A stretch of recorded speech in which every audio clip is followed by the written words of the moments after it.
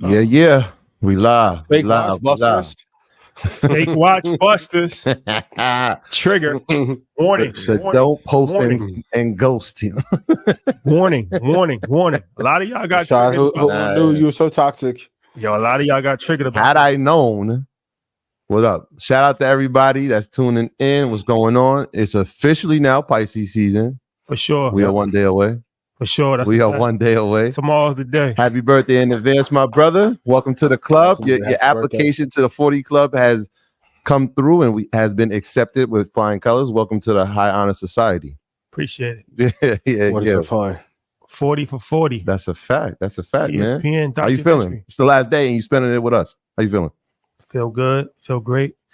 God is the greatest. You know, just absolutely pushing along, keeping the ball rolling. This is a fact, man. This is a fact. Tomorrow's the day. Rolex, no fake Rolexes, right? Please. At the door, you getting checked. Please. But you can wear a fake fur. Shout out to Peter. Faux. Let me call fake. Faux Shout fur. out to Peter. Yes. This is a Peter-friendly event. Yes.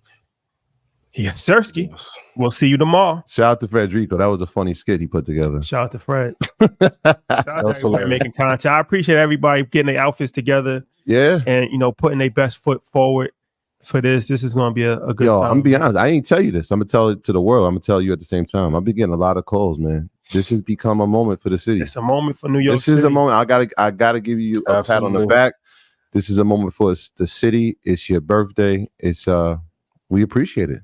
Appreciate it. People are getting their fits together.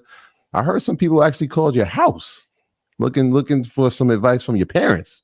Yeah, I'm not even sure if you know about that, but it's been a pretty wild time up here. Shout out to everybody that will be in attendance. Drip responsibly. You know how we are coming to this event. Shout out to that boy Mike B. Shout out to Mike B. A lot of people. I seen you had Matt with some crocodile samples. Mike, and Jizzle, what up? Crocodile Dundee. Yeah. But thanks in advance. Thank you to everybody for the birthday love in advance. I appreciate it. Wouldn't be here without you. Love you. Thank you so much.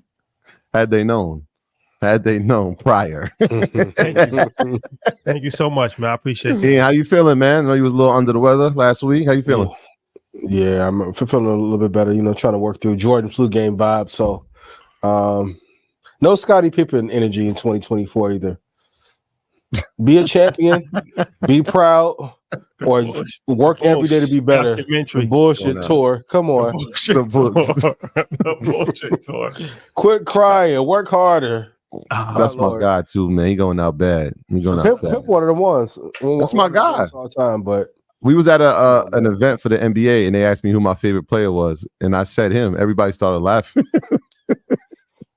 I'm like, it's crazy now because it's like everything that's going on with him post career. But when he was playing, that was the guy, man. For me, and he wore 33, that's my number. So shout out to Pip, man. No, leave it all on the floor. So when your career's over, you can be happy. Yo, to smack him in the back of the head play, legendary. Tomorrow, big episode for Earn Your Leisure. Yeah, another one. I believe we coming out with that Icewear Vezo, Detroit. Oh, really? Funny, yeah. We got who we got on that? We got Icewear Vezo, we got Hill Harper, yes, and we got Ha Davis. Yeah, Detroit mashup, a Detroit mashup. Well, y'all got a Detroit All-Star game going. Sure, and we filmed that in Detroit. Shout out to Detroit. Detroit, one of my favorite cities.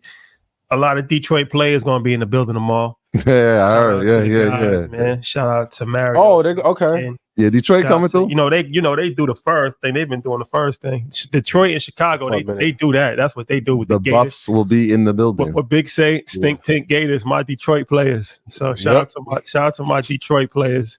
But the D's always showed us so much love, man. So that's a dope episode. Check it out tomorrow 1:00 on our YouTube channel.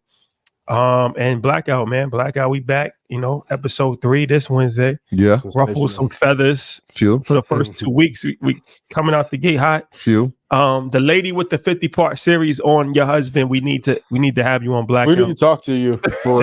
What happened, baby? Well orchestrated. I heard a few parts of it, like my wife was listening to it and watching it. I was like, "This is real." The 50-part documentary. She had a. It's better than Trapped in the Closet. Yo, yeah, that was 52. 50 Yo, remember when that My dropped? Lord. Yeah, this is better. And then I saw a breakdown of the money that she actually is making from TikTok off of that, which is a gross undervalued amount. It's ridiculous. 52 times. You look at, I think she has over 120 million views. 120 million. Use my breakups better. This is crazy. Yeah. She documented the whole thing, and now I'm seeing parodies of it. Like her thing was like, "Who the fuck did I marry?" But people like, "Who the f is my baby daddy?" or "Who's my baby mom?" So like they're trying to make spin-offs of it, but very original. She made a TikTok docu-series on her own. That's crazy. Tiki-taki. Ian, any announcements? Yeah, Red Panda Stock Club call will be on Wednesdays. Please tune in to Blackout. And if I have to stand on Square alone, I get to stand on Nvidia alone. If I made you money, please put yes in chat. Oh. Yeah, clip that up for y'all to review videos. Yeah, let's go. We're gonna go there in a second. Mm-hmm. Hey, yo.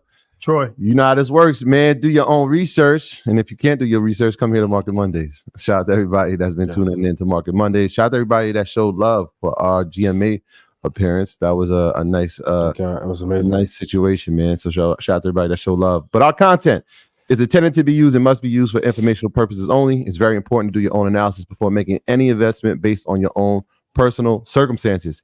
You should take independent financial advice from a professional in connection with, or independently research and verify any information that you find on our show and wish to rely upon, whether for the purpose of making an investment decision or otherwise. This is a message brought to you by the good brothers at Earn Your Leisure and the good brother Ian Dunlap, the master investor. We got to practice our wave the other day.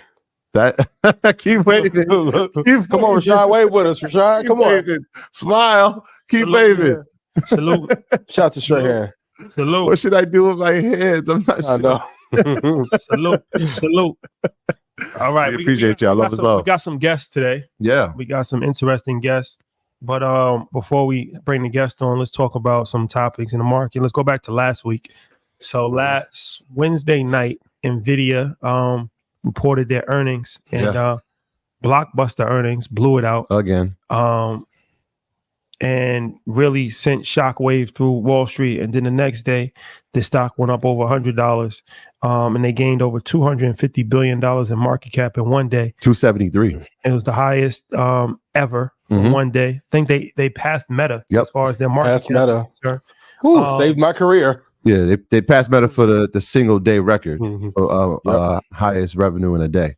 So the AI boom, still booming. Nvidia, you know, that was an extremely impressive earnings report that they had.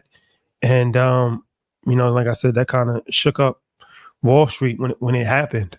So, you know, Nvidia has become a stock that we've been talking about every single week on Market Monday.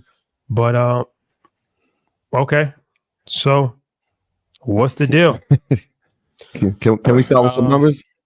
Yes, we can. Let's start with some numbers, man, because Wednesday was, you know, it felt like the largest album drop of the year, when that meant something in the late 90s. It was like the Super Bowl for me. The anticipation. Everybody was hanging on. Everybody. I mean, not only was it big for Nvidia on how they were going to report, but it felt like the entire market was waiting and was relying on them, relying on what was going to come out of their earnings call, and I guess the call after when Ginseng spoke. And so at 420, I was watching the chart and we saw it tick down, I said, "Uh-oh, we might be in trouble." And then 10 minutes later, it went back up about $5. I'm like, okay, we're moving. And I guess people were just waiting to hear the data center report. They wanted to hear the impact that the China restrictions and we're going to have. Then 15 minutes later, we watched it climb over 700. I said, oh, this is going to be something good.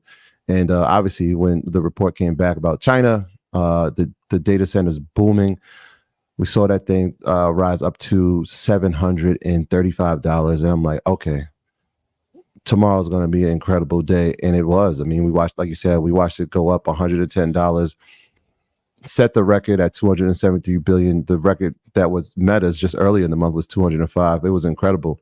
Here's some of the numbers, though, from what happened last week. All right, so Nvidia, think about this. A year ago, the market cap was $580 billion. 1 year ago. So in January 23, that was the market cap. The market cap currently sits at 1.9 trillion. What's the 1.9 trillion. In 1 year, they went from 580 billion to 1.9 trillion. On the way, they passed Alphabet, they passed Amazon, which we spoke about. They are now behind Microsoft, which is at 3 trillion, and Apple at 2.8 trillion.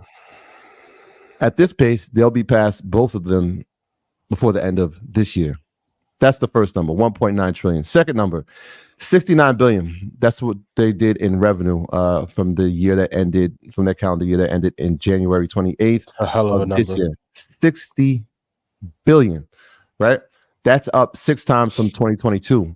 Wall Street is expecting Nvidia's revenue to be at 100 billion in the 2025 fiscal year. So we're talking about another 40 billion in expectation by next year. So when we're talking about the momentum of this AI movement, obviously Nvidia is leading it, and we're trying to figure out, is this run going to stop? Will they pull back? All signs are showing that there's still room to go on this, right? So Yep, 60, I have it going to 1030.78. crazy. The last number, and this is probably the most impressive, and I think, Ian, you spoke about it last week, 48.8%. That is the representation of the net margin of profit that Nvidia is making. What does that mean? That means for every dollar in revenue that they bring in, they're nearly taking 50%. 50% for every dollar. In comparison, and I'm going to say this in advance, Microsoft obviously takes in more revenue, and Apple takes in more revenue, but their net margin, Apple, 25%. 25%, yeah. Microsoft, 34%. Nvidia is doing nearly 50% in net margin. That's absolutely ridiculous. I don't know if I've ever seen anything like this. I'm not sure if we will. And before it, none to come. The homie that's rapping is the only one that has it. Hey, Rashad, you notice nobody ever said that Nvidia charges too much? Like, okay, listen, profit margin 48%, operating margin 54%. Revenue is amazing. If we look at all-time return, 191,000% 5-year return, 1,800% return over a 5-year period. Told you this is my stock of 2023. I've been recommending it in Red Panda for 4 or 5 years. Like, this is what happens when you build a business that actually helps companies across the globe. Sorry, Rivian. Sorry, Hertz. We'll talk about Palo Alto later. But when companies don't build a real product that can help companies be better, be more efficient, change the lives of the people that are buying from them, you don't get these kind of results. When you do, this is a possible outcome. I know people thought I was crazy when I said Nvidia was more valuable than Amazon. Amazon does ship more packages, but if you're getting 50% of all money that comes in to stay in your business, and you have 6 major clients that are paying you, like, how much did Meta pay recently to Nvidia? The last quarter, he said that they were buying over 300,000. So I think the revenue or the spend was around 8 to 10 billion. So that's 4 billion just tucked off from Zuckerberg. Quick to pass up Zuckerberg and the single day gain in terms of market cap. Like, I don't know what else there is to say. Like, are they more valuable than Apple and Microsoft? Yet? Not yet. Will they be? They probably will pass them and come back down. Will they dip? Yes, there's a correction every week, every day, every month. They should come back down to the 600s at some point, but I have them get into 1030, 70 within, I don't know, 8 to 13 months. That's my ultimate target for them. Your price target is 1,070, you said? And $30.70.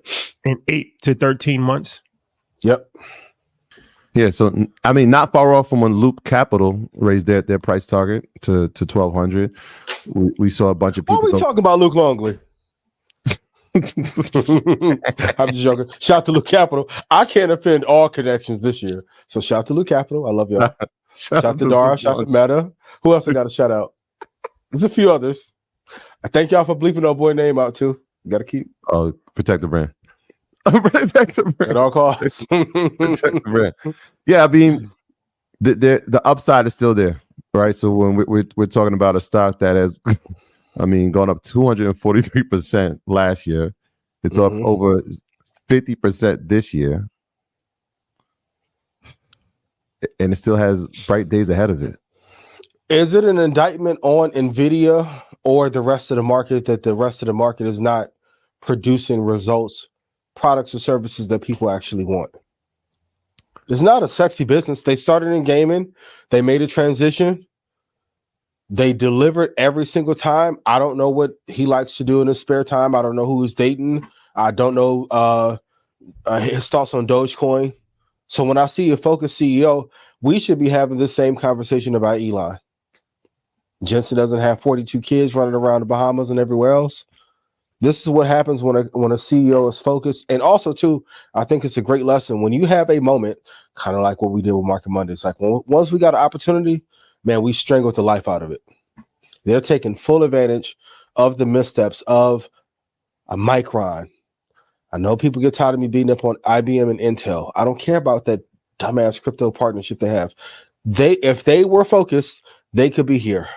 Texas Instruments, they have a great business, but they could have also been in this spot. I think this is more of a revelation of what happens when a company is incredibly focused on one mission, one goal, and we don't see a lot of infighting in Nvidia. Everyone's focused on one mission, and as a result, stock is going parabolic.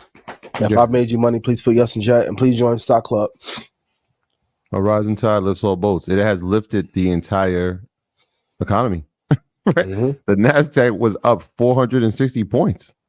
460, right? Think about how it traded early last week. It was down Monday, it was down Tuesday, even Wednesday. Nvidia pulled back, right? Got under 670, right around that number. Yeah. And then Thursday happened after they reported.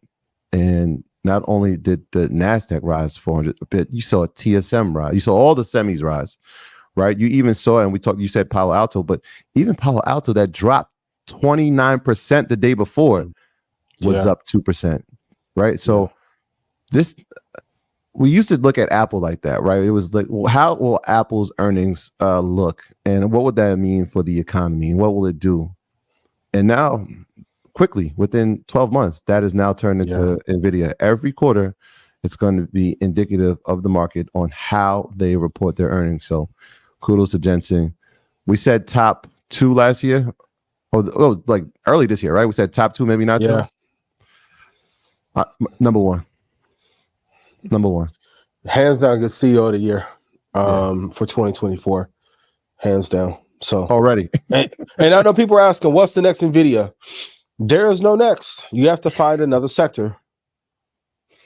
What's the next Market Mondays? The ones that tried failed. Espiritu Santo. Yep, zoom to me. Ones that tried fail. Respectfully and humbly. So now, if you want to find which one is going to be the next thing, you have to go rotate to another sector. This is when sector rotation does matter, and look for an up-and-coming company that's been public maybe 5 or 6 years that can have a breakthrough technology. When I was getting my trading computer built, every person that I knew was recommending Nvidia. AMD was secondary. That told me a lot. Everyone who was in gaming already knew about the power of Nvidia. So if you want to find the next Nvidia, it's probably going to be in another sector. Please start searching tonight. I will look at some international markets. It's probably not going to be a utility company. It has to be something correlated with tech or healthcare to get your gain, and you'll be good. I mean, I would argue, and maybe, I mean, you've said it plenty of times. Is Lilly not positioned to have that type of run? I think that's the one. If they get 2 more blockbuster drugs, and imagine if they get a drug that people actually want and they're favorable towards.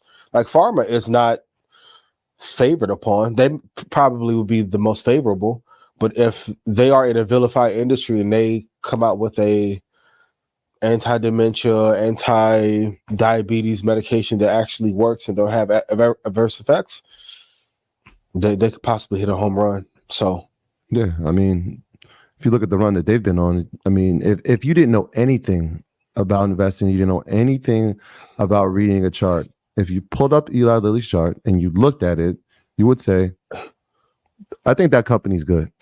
Yeah. I think they're performing. Generational talent. Like we'll talk about it in sports all the time. Like Lamar Jackson, generational talent, right? Patty Mahomes, generational talent. LeBron, generational talent. Kyrie, Wembanyama. Like there are certain companies that are going to have an era where they just dominate. Nvidia's walking into theirs. Apple had it for 20 or 30 years. You can't fight those trends. So either get on board or get left behind. Yeah, that would be an example. If you have to take a picture of a chart and what it should look like, if it's positive, you picked the 10-year chart for Eli Lilly from 2014 to present day. It's absolutely ridiculous. From what's it down here? It's $59 to nearly $800. I mean, that's 10 years. I can divide. Hold for 10. Easy. I know it's boring and hold for 10. But if you hold for 10, you won't have to go buy the fake Rolex off Canal Street. For those of you who don't know, those bags and watches are real. So newsflash. It's not about the money y'all changed and got Hollywood.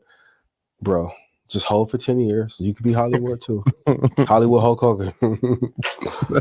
With the black beard. That was legendary. That was a wild era, yo. Legendary time. Okay. So what do you think about Amazon being added to the Dow? And is it significant to the Dow Jones, to the stock market, that Amazon is now part of the Dow Jones? Absolutely. I think the way that the Dow has been structured for the longest time may need to change. There are some companies in the Dow that probably need to be replaced 3 or 4 years. I know they have their process. Kudos to Dow Jones Incorporated. We'd love to be a board member. So if you have room for 3 more seats, let us know. But I think it's going to definitely help the stock. While NASDAQ has run up a lot, Dow Jones has not had the same parabolic effect. And I know that the Dow 30 is weighted to give you a lot more safety, but I think they've missed out on some of the better companies that should be in the indexing. So I do like this move. It definitely, I think, will bring a lot more eyeballs on Amazon on the institutional side. You think it help the Dow? I think so. For the laggard investor, who is still maybe like anti-tech because they were big on utilities or oil and gas for the last, like for 60 through 80, that laggard crowd, it'll definitely put them in some different funds that they wouldn't have been in before. That's a good point. I wasn't thinking about the laggard crowd. I mean, technology, when you talk about the laggards, we can't mention this story without saying who they replaced, right? So Walgreens, which was, I mean, when you talk about laggards, Walgreens should have been out. Right? It should have been out. So that I get that part. What does it do for Amazon? I'm not sure. I feel like being in the Dow for Amazon is just a prestige thing. Now they're part of the Dow 30, right? It feels like when you're an all pro, right? Like you're the greatest in the league, and here's the proof. Like you've made it to the all pro team. Amazon's been great. It's the number 1 e-commerce company, and it's the number 1 cloud company, and they've moved into logistics, and they're going to move into healthcare. People already know what Amazon is. They're very familiar with it. Does it help the Dow from a weighted standpoint of having tech inside of it? Yeah, it's a great company. It probably should have been there already. But I don't. Does it help the stock itself? I don't know. I don't think so. Let's look at some of the companies that's in the Dow that should have been kicked out. Like this is Teddy Bruschi list, right? Citigroup, Intel, Boeing, Merck. Dow itself is not going to be removed, but you could argue Johnson & Johnson. Amazon could have took all those slots. Yeah. Intel, IBM, get them both. Like it's the old guard. Greg Elo out of here. Come on, like what are we talking about? That's like when people argue that the players from the 1980s are more talented than the players today. I'm like, I don't know what basketball y'all watch, but I'm seeing kids in high school do stuff that Mitch Richmond couldn't do. And shout out to Mitch Richmond, I want to smoke. Just entertainment purposes only. This joke is written by DC Young Fly. Don't pull up on me, okay? But like even 3M, IBM, Amgen, those could have been removed long ago by Amazon. You can make the case with Dara running Uber that should be in the Dow 30. Yeah, just another interesting fact. And I don't know if this changes anything for Amazon, how they do business, but it joins Salesforce and Boeing as the only non-dividend paying stocks. Right. So we've seen that happen. We saw Meta, buy shares back and they decided to have dividends. Will Amazon do something similar? Who knows? But that's an interesting fact to know. Yeah, Boeing needs to replace some doors, the CEO, and off the Dow list. So let's do this. All the above. Let's do this before we bring our guest on, because we talk about like topics a lot, but what's the advice that you would give somebody as far as investing? Like, what's some gems that's evergreen that you can give that's not like topic related or individual stock related? Find the sector that you love to invest in the most. So if you are big into technology, big into healthcare, let's say even utilities, find a sector that you love to invest in, that you're going to put money in for 10 years. Invest in the top two. If you're an entrepreneur, I would argue, unless your business is growing 100% year over year, you should put 40 to 50% of your capital into the market, because you're going to get a higher yield than what you're getting out of your business. And then I think the most important thing is to not listen to anybody else on this journey, because then I think we go down the rabbit hole of, should I do options, futures, warrants, day trading, penny stocks? It's like, if you just stay focused on a path and put money into the stocks that are winning every month, you're going to be a lot better. Like, we've been doing a show for 4 years. Got to figure out what to do to celebrate, right? But for those of you who have been here since the beginning, have you made more money holding on long term or trading? Most people have made more money long term. So the tips are really simple, but it's really hard to do in terms of execution. And I think you should read every single day to get an edge in the market. Like, when I'm reading a book, article, YouTube video, I'm trying to find one thing to give me an edge to add to my like investment bag that I didn't have the day before. So I want to be like the Kyrie. I want to do the crazy layup. So if I see derivatives fall, I want to look at the Nikkei to be able to go long and know that when they had to drop in 1984, it took them 6 or 7 years to be able to recover. And when they've been in this parabolic move to the upside for 10 or 15 years, look to add one thing to your bag every day to make you a better investor. And the rest is history after that if you do it. The hardest part is just sticking to the rules and not deviating. Stay disciplined, my friends. So how much can somebody expect to earn in the stock market if they are just starting out, or even if they like seasoned? What's a realistic number that you can say, okay, this is I'm doing good if I'm hitting this number? That's a great question. Low end 7 to 12%. Trading and investing has considerable risk, but if you listen to me, you'll be ranging anywhere from 30 to 150%. How much are you guys up on Nvidia? Everybody put it in chat. Apple, Microsoft, AMD. You notice in the review videos, they don't clip that part up. I had a dude tell me the other day that he's never seen anybody say that they've made money with me.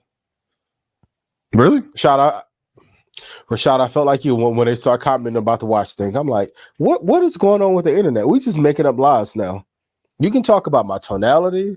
You can say I'm gruff at times. I'll agree to all of that. But 30 to 80%. And if you're holding a technology stock that's like best of breed over 5 or 6 years, on average, you should expect about 200 to 300% return.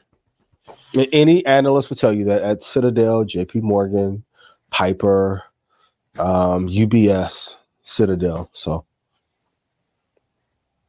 you take it 7 to 12. That's better than a savings account. Big facts. You take it. Big facts Every time. And to play devil's advocate, how much could you lose? Hypothetically, worst case scenario, listen to me, you may lose 30 to 50% on Square. But for the other 45 I gave, see, I'm learning. Media training. Accountability. I'm not perfect. No one is, but I'm working better. So when's the best time to invest in stocks? Every month. Like absolute best time is depression, recession. Second best time, if the market drops 20%. Like, even with Palo Alto, some people was asking me about it. I'm like, well, if you loved it at the price it was at before it dropped 30%, why don't you love it now? Why? Love it when it doubles. Yeah, it's like you should love it more now. And then every month or week, the market is going to correct for a stock 4 to 5%. Just buy every single month, and you'll be a-okay. Now, it's the same thing if I ask you, okay, if you build a successful media company, how often do you got to record? I ask you, hey, what you doing today?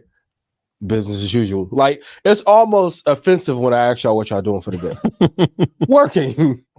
What are you doing? Working. Yeah. You work? Yeah. Go work. Great. We're always on a plane, coming up with ideas. Like, it's about the consistency. And once you do that, It's game, set, match. Yeah, there's an emotional piece to it too, right? Like, and yes, we tell you to stay patient, and nobody's going to time this. But when you do see a pullback, when you see a correction, like when you saw what happened last week leading up to the earnings, when it was like, oh my gosh, they've been saying Nvidia, and now Nvidia is down to 670. Well, that's why it's gonna be fine. You got to be in place. You have to take the initiative, right? Mm-hmm. Educate yourself. Try to learn something every day. Okay. Put yourself in position. That's the real game, yo. Just put yourself in position so that when things like what happened on Wednesday take place, you're in position to take advantage of it rather than being on the sideline saying, man, I should have. Oh, man, I should have. Oh, man, I should have. Yeah, you're right. You should have, but you didn't. Mm-hmm. Let this be a warning to you. And then if you're not disciplined, you bought a fake Rolex, and then you got to buy the girl who day trading at night. You got to pick your life, king. It's up to you. If y'all don't listen at this point, I don't even dirt you. It don't even matter. It's all going to work out. You got to pick your poison, my boy. The poison of being consistent or the poison of regret. It's up to you. It's up to you. It is up to you. Could you imagine if we ruined $15 billion like worth of gains in the 5-year period, what would be done to us? Y'all seen the article? How much? 15 billion. Who's that? We're not gonna say. I'm learning. I can't burn every bridge. Yep, I'm learning. That's a fact. When you burn a bridge, it's hard to walk over. Big facts. I still need that bridge too. So gotta walk on water. Big facts. Gotta walk on water at that point. Yeah. All right. So let's talk about, before we bring our guest on, let's just talk about the Capital One Discover situation. And I know we talked about it last week, but let's revisit that conversation, because I think, why is Capital One deal with Discover a big thing in the credit card world, in your opinion?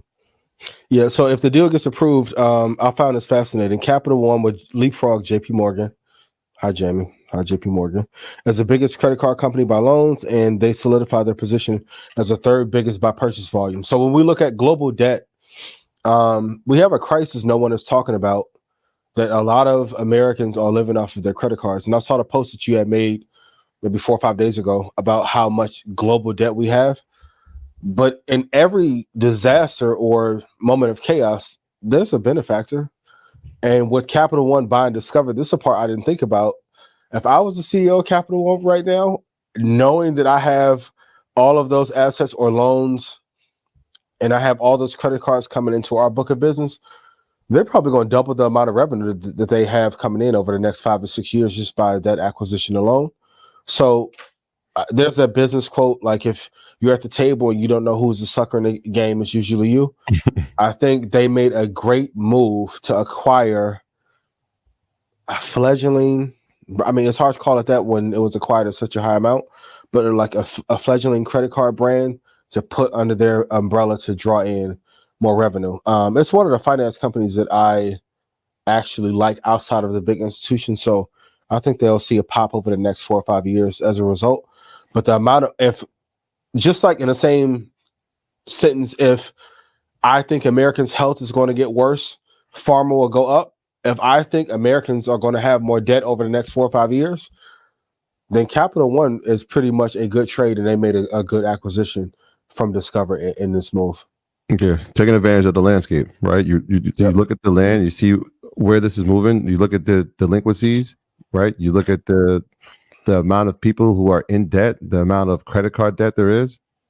You try to figure out where you can position yourself to make sure that your business can take advantage of it. It's no different than when JP Morgan looked at regional banks and said, they're failing. This could be a new customer base. We should probably acquire them. They did. They got more customers in. That means more money into the bank. That means profits are going up. So you look at the landscape and you try to take advantage of it at any opportunity, but you make the smart move. And so I think it's a good move. I like the move. Did a great job. Yeah. Did a great job. Richard Fairbank, who is a CEO, maybe we need to try and get him and his CEO of Visa on one episode, so we can have like y'all Ice for Vezo and Haha Davis type vibe. So, but it's definitely a great move, especially when banks are not doing well. They are going to benefit from this for sure. Yeah. So we have a guest. Yeah, so the power of relationships and the power of networking is very important. We always talk about it, and I got a phone call and an email to go with it from our dear friend Omni, who is the chief of staff over at Vista Partners, Robert F. Smith's venture capital firm, and he said, these private equity firm, and he said there are two women that you need to meet. They're on a incredible mission to help educate people in the world of finance, which is a similar mission to what we've been on. And they are professors at Yale. I said, of course we have to meet them. And then I got to meet these two women, Ebony Reed and Louise Story, and they told me about a book that they're coming out with that they're going to get into. We'll talk about a little bit more. But the interesting part is that Market Mondays plays a big role in their story. They have people that they've been following to write the book about. And one of the things that a guest said was, you know what, there's these guys that you need to check out. And they're called Earn Your Leisure. And they have a show called Market Mondays with Ian Dunlap. And they're the first people that actually told me about financial education. So I said, this story is too good to be true. We have to talk to you about the book and the premise of it and some of the studies that you found, because obviously when you're creating a book, you're doing a lot of research and you're getting a lot of analytics. Sometimes some things that the general public haven't seen unless they get the book. So we have the privilege of having them on. I'm excited for it because, anytime we get to learn, it's a really a privilege. So let's bring them up. Hi. How are you? Hey, how you doing? Good evening. Thank you for having us. Thanks. I'm available for bookings for intros going forward. Well, I just want to follow up on the story, Tori, you were sharing to truly give you guys the praise for this anecdote, because so our book follows 7 different Black Americans, and Ebony will tell you even more about our book. But just on this one nugget that Troy just shared, one of our people told us in 2021 about Earn Your Leisure and Market Mondays. And back in 2021, I'll remember she said, don't judge me, but I'm in crypto. And she told us that she was proud of her crypto and she had her crypto and she's working really hard to bring up the wealth of her family. Lots and lots of steps she's taking to really be responsible, careful, invest, make the right moves to bring up the wealth of her parents and her family.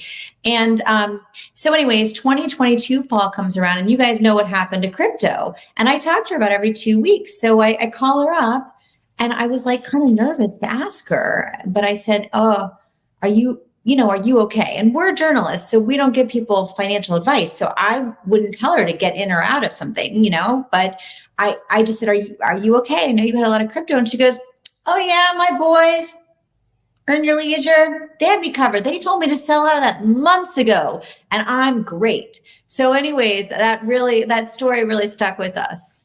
For shizzle. We appreciate it. So let's start this conversation. You ladies are professors at Yale University? Yale. Yeah, Ivy League. Spring course. So you write a book about the racial wealth gap and the 15 cents on the dollar, how Americans made the black-white wealth gap. That's the name, right? It is. So let's just break that down. So 15 cents on the dollar, explain that, and then also in detail. And then let's also talk about how America made the wealth gap. Because a lot of times I think people, just think that it just happens by accident, or people aren't fully educated. That's why they're making less money, or they don't work hard. That's why they're making less money, or they have bad spending habits. That's why they haven't accumulated wealth. Even though we've talked about a variety of different things, from redlining to discrimination to a variety of different factors that go into play here. But you guys are the experts. You are the Ivy League college professors. So you're extremely intelligent people. So maybe if they hear it from you, they'll have a better understanding. So can you explain that? Sure. Well, 15 cents on the dollar is the black-white wealth gap. So that is the title of our book. And This comes from federal data that was released last year. It's a consumer survey that the Federal Reserve release every 3 years. And that data point tells us the typical wealth that a Black family has in comparison to a typical white family. So a Black family, when you say 15 cents to $1, a Black family has 15 cents to every white dollar, or are they earning 15 cents to every white person that's earning $1? That's a great question. So the wealth is what you have, what you hold. It can be influenced by your earnings, but the income gap is a separate topic. So, okay. And so can you also explain how America made that possible? Yes. I mean, in our book, which we hope that everyone, will read, we go all the way back, to the 1800s. So we conducted almost 400 interviews. We focus on 7 Black families. They range in their economic experience and spectrum. We trace their family trees back 5 to 6 generations. And so in doing so, we go back and we address, slavery and redlining and discrimination and other things that have happened over the decades and over the hundreds of years in the United States that created the Black-white wealth gap. And I just want to chime in. We very specifically decided the subtitle would be How Americans Made the Black-white wealth gap, not how America made it, because people take actions. It's actions that people have taken. So how Americans made the Black-white wealth gap. And the book, you really, really see through these stories. We have looked at the entire Black-white wealth curve going back over 160 years.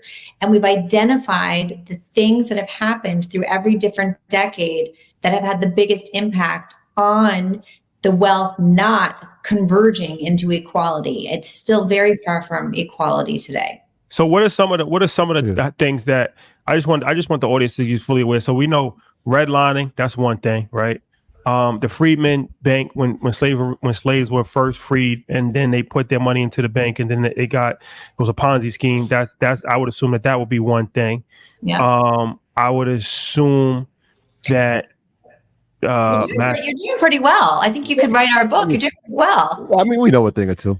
Yeah, sure. So some other things, those historic events are a big part of it. And of course, we also cover things like the attacks in the Greenwood district of Tulsa, Oklahoma, which happened in many different Black business districts around the country. But we also get into industry practices, the way that pricing is carried out, for example, in the insurance and banking industry. And we write about how it came to be that risk-based pricing was integrated into industries and how that in some ways perpetuates differences and a lack of equality among racial groups. And so we go through some of those different things, different industries as well.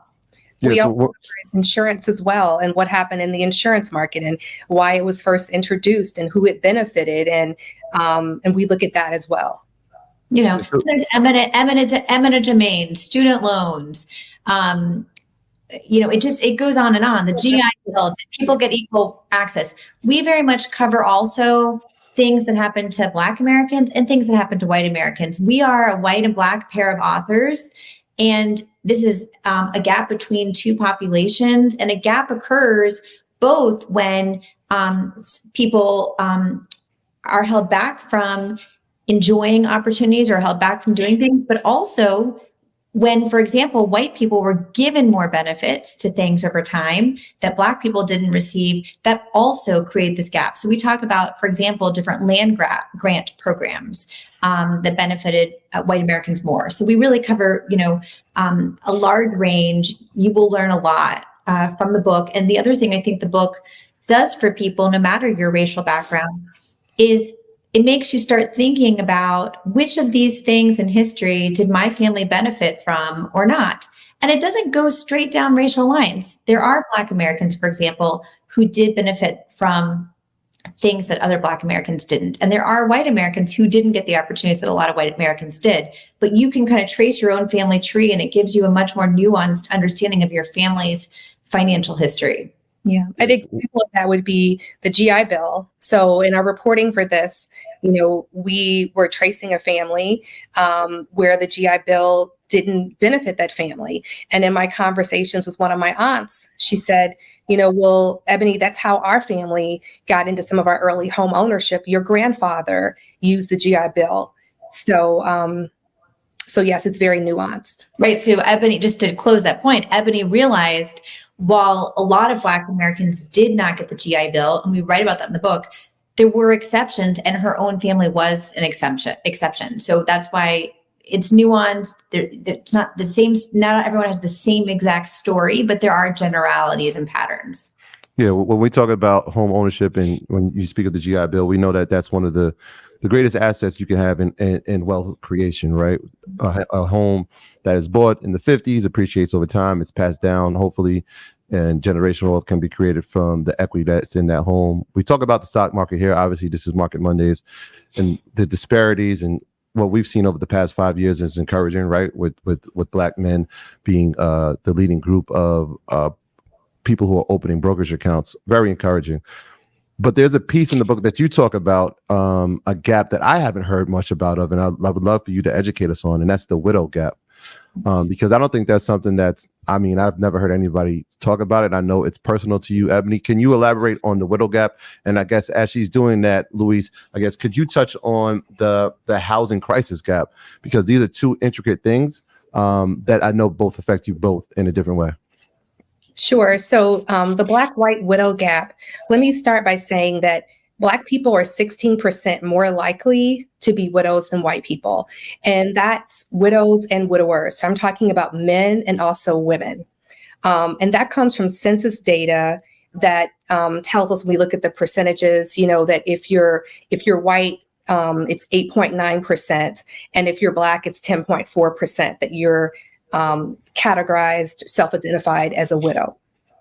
One woman that we did interview for our book, she lost her husband in 2021, and she really economically struggled after his death. And so I want to touch upon this because people are impacted differently depending on their marital status. And so, and this is also something I want to point out that doesn't just impact older people. I used to think of widows as it's like something that's just for older people, but there are younger people that are also impacted. And this is particularly unique for Black Americans because we tend to have a lower marriage rate, whether that is that we have a longtime partner that we haven't married, or we intend to get married and haven't gotten married yet. And if that person passes away before we are married, then there are additional financial impacts that the person may experience. And so a couple of things that I wrote down, if I look down, it's only because I don't want to miss anything, because I think this is really important and I really want your audience, to know. One of the things that they can do if they are not married is to have a will and a trust. And this is so very important, because otherwise your parents, your siblings would be your heirs. And while it may not be your intention to leave your partner without any resources, that could be the impact. If you don't have money for a lawyer, I've encouraged, my friends, to look at legal services. And one of those could be a legal plan at your job. That is a service that I had signed up for and had used, and it had benefited, my late fiance and I. Understand your tax situation. People who leave money behind to their spouses, they pay a lower tax rate. And if you're not married and someone leaves you behind their retirement account, it is taxed in a different way, and you're considered a non-spousal inheritant. And I will just tell you, that was also a very difficult conversation for me to realize and to have with my financial advisor. I encourage people to consider life insurance. I am not, a financial advisor, but I want people to know that you can get life insurance to benefit a partner or a loved one, even if you're not married to that person. And if you buy property together, it's really important that you take possession of that property in a way that will pass to the other owner, your partner, if that's what you intend. So I hope that those tips are, are helpful. And Troy, you're right. I did lose my partner in 2021. And some of these things on this list, many of these things we did because I had used the legal plan at my job. And I was able to be protected in some ways that other widows who are not married may not be.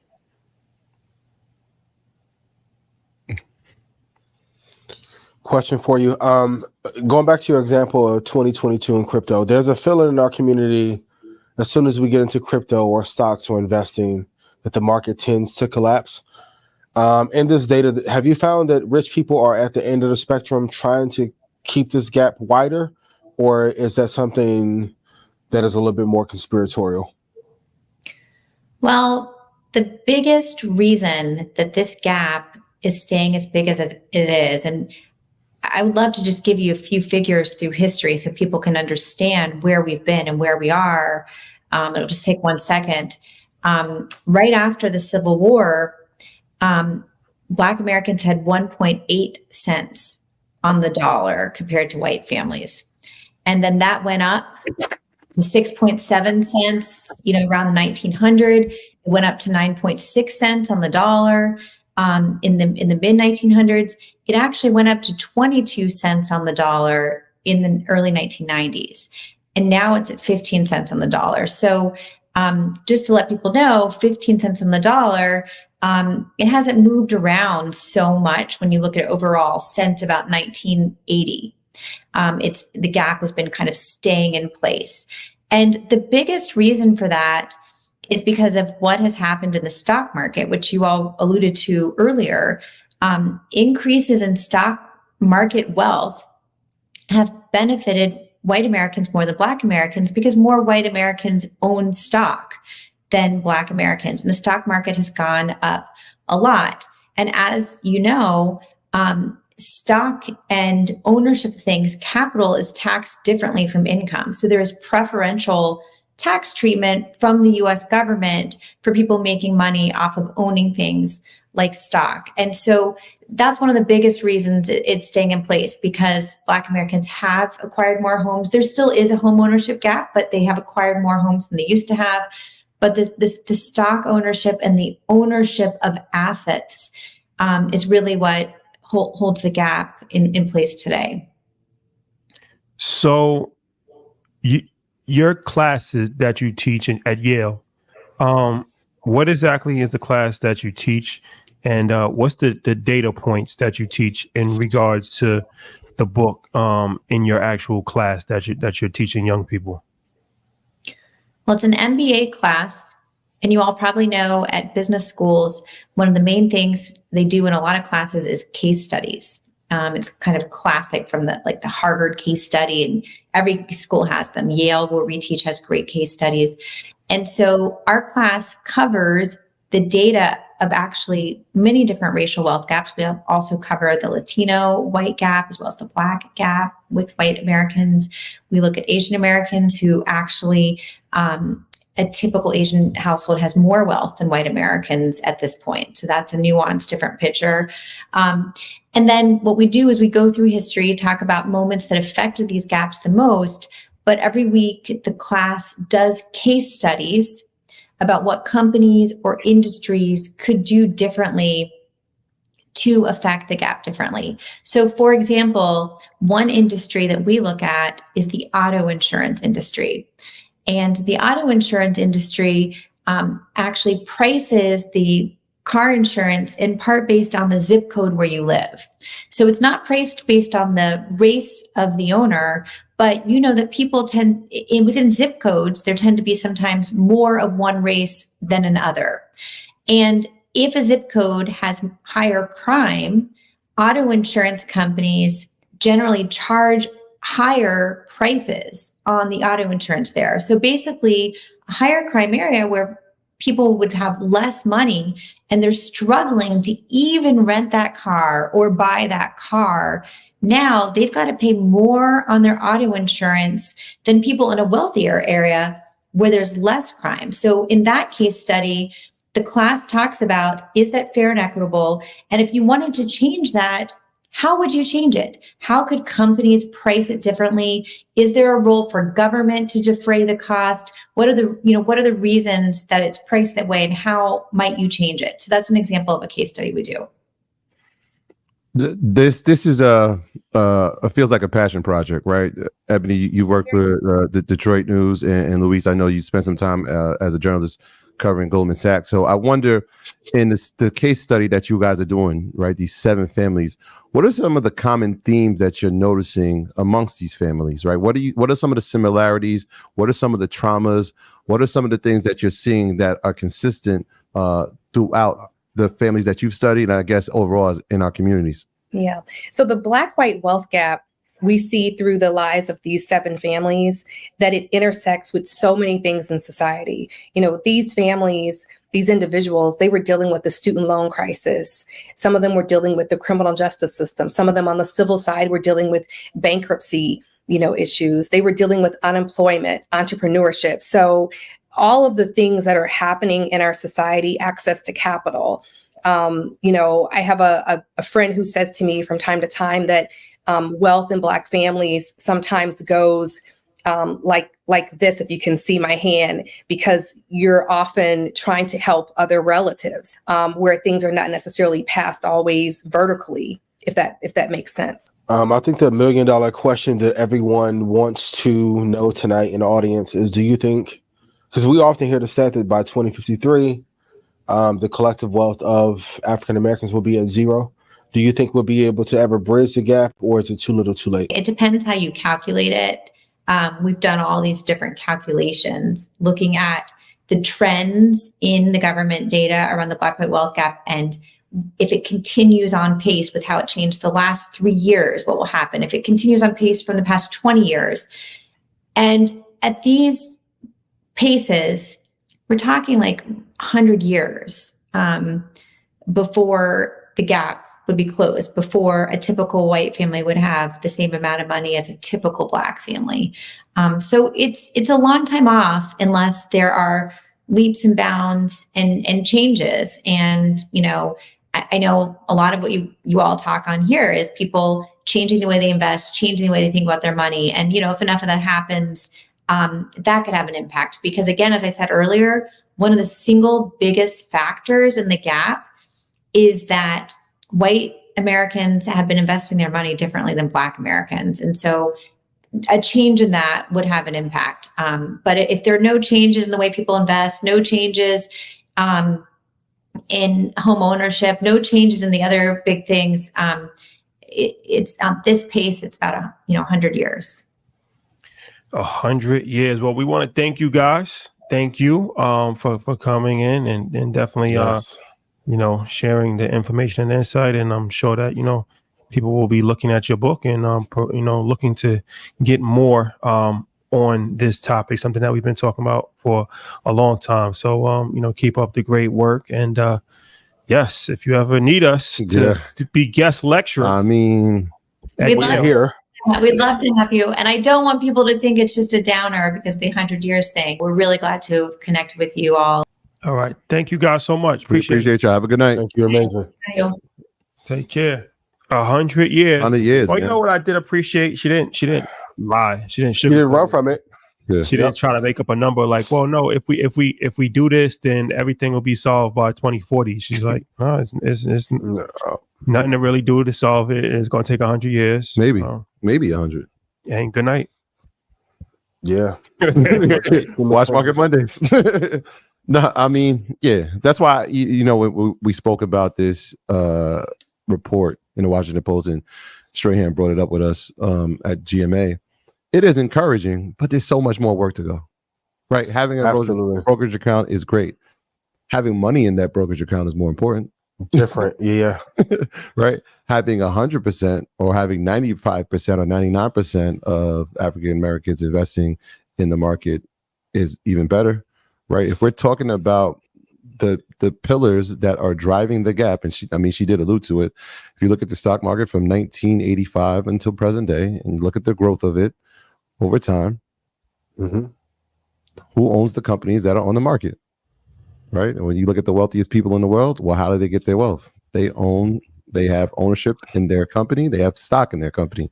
How are the other people accumulating wealth? Well, they have ownership in land. They have ownership in property.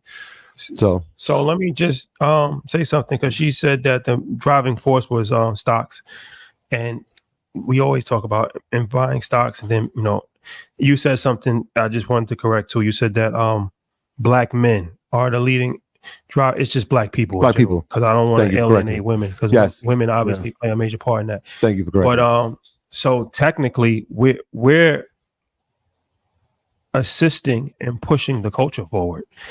Literally. Yeah. Can we wave? Keep waving. So I mean, it's real talk, right? I guess we're literally we're assisting and pushing the culture forward. Hate it or love it. I mean, they teach at Yale University, which is one of the most prestigious colleges in the world, and they're obviously very educated. So they're saying that stocks is a big reason. We won't just on Good Morning America. That's a pretty reputable show if you've never heard of it. You may have heard of it. And they said that Black Americans are leading new investors, not just us. Because when we posted on Instagram, it's who did you get your information from? How did you do the data? I hate that. It's like it's sourced in the post. Yeah, I think Keith said something very important, man. He said when the hate doesn't work, why don't we try support? Well, it's not even just hate. I just want to say, so maybe if they. So what I'm saying is that it's a way. It might not be the complete answer, but it's a way to help the situation, right? If more people are investing and the stock market goes up, now you have more money that you are worth because the money that you're investing is rising over the course of time. So, short little caveat. Yeah, but that's what I'm saying. I'm not saying people are hating, but what if people just supported the initiative that there are people that are trying to help bridge this, who are actually taking action to combat this on a daily basis, on a weekly, on a monthly basis for the past 5 years?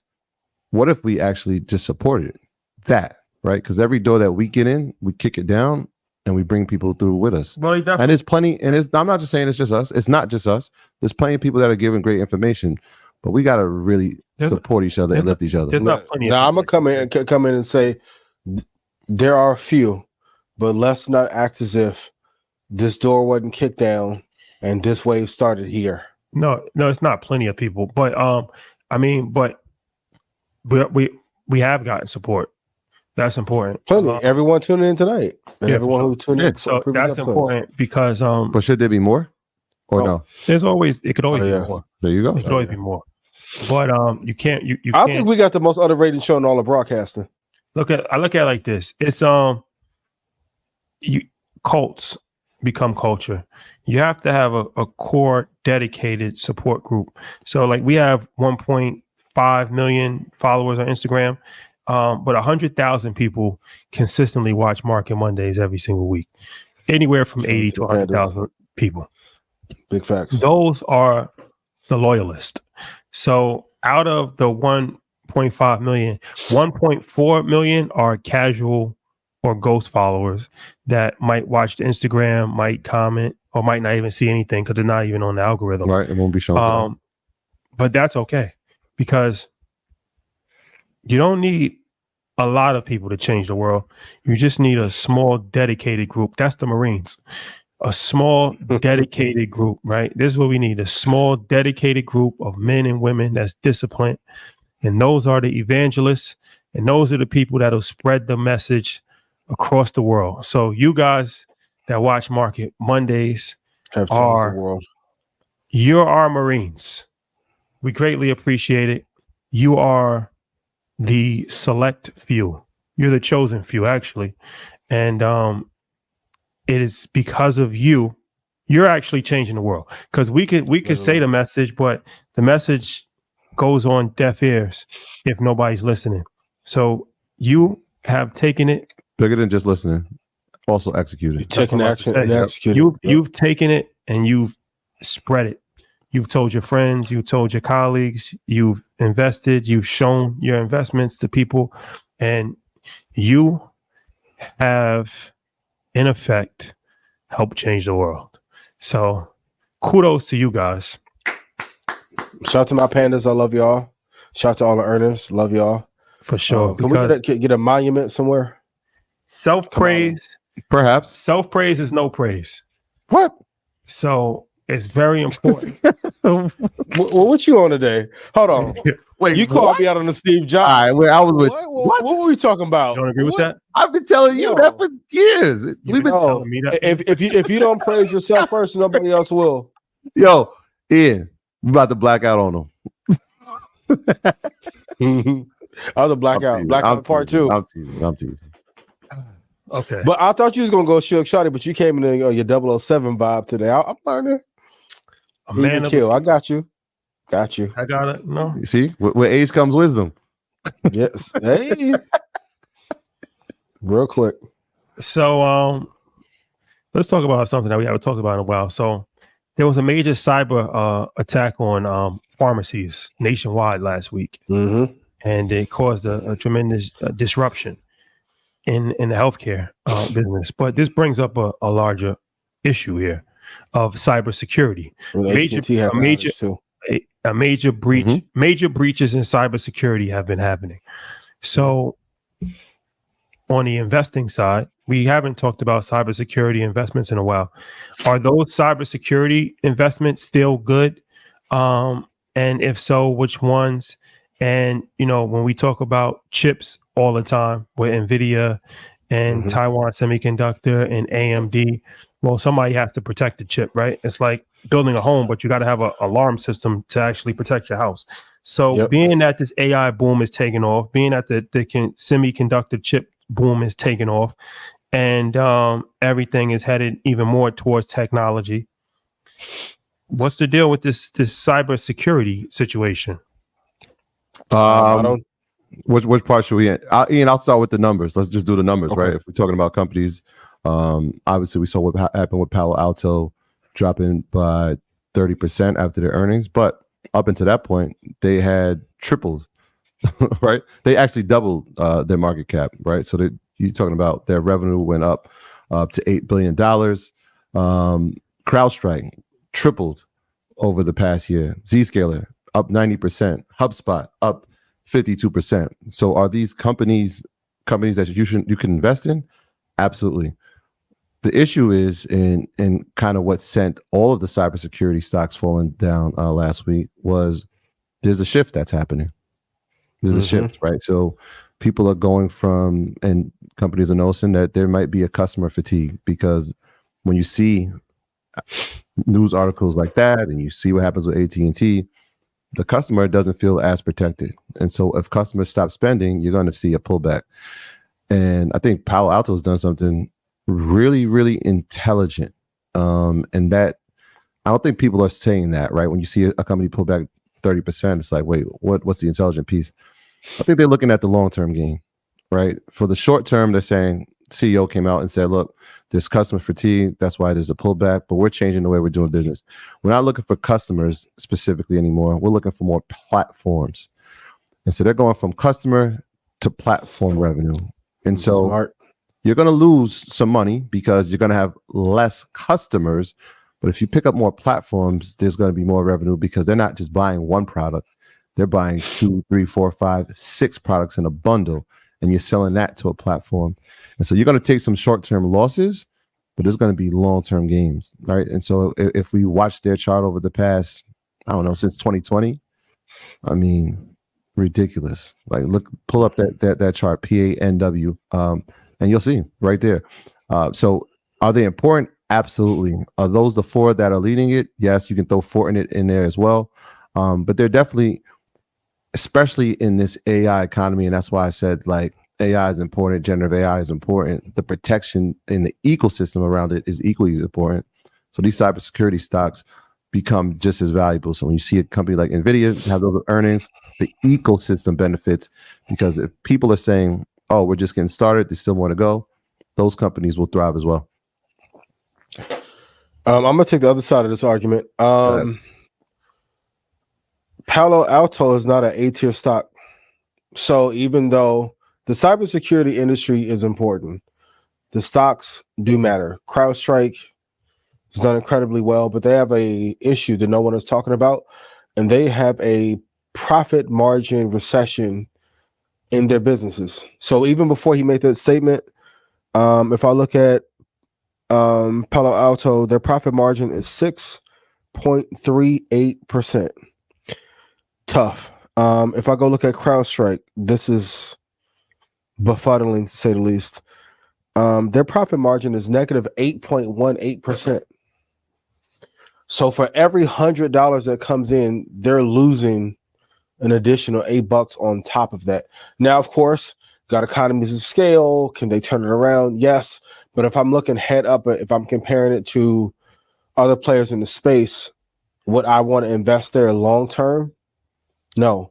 The part that isn't talked about, I don't know where the attack came from, so I'm not going to go on my Alex Jones shit tonight and say that China did it. But I'm wondering, where did this attack come from? AT&T went down last week for almost an entire day. No one knows where it happened, how it happened, who arranged the attack. So we have to be very mindful. So definitely keep CrowdStrike on your watch list, Palo Alto on your watch list, but those profit margins have to improve dramatically. Like, I don't want to invest in a company and for every $100 that comes in, you're keeping $6. Like, I know kids that are flipping shoes or flipping gift cards for Fortnite who have a better profit margin than that. So are they important? Yes. But I can also say maybe in some of these instances, if they can figure out how to prevent some of these attacks, they'll get bigger, but they may have dropped the ball here. So is it a sector I like? Yes, it's okay, but it's probably 8th or 9th on my list. So let's talk about this, shall we? So Tyler Perry, our guy, InvestFest alumni, billionaire, cultural icon, Monique's favorite person. Top 5. Hey, my babies. Hey, honey. So Tyler Perry had big plans. Shout out to Cultural Millennials. I'm reading this off their page, but it was on other outlets as well. So Tyler Perry had big plans to expand his Atlanta studio, which we had the privilege of going to. It's amazing situation that he has in Atlanta.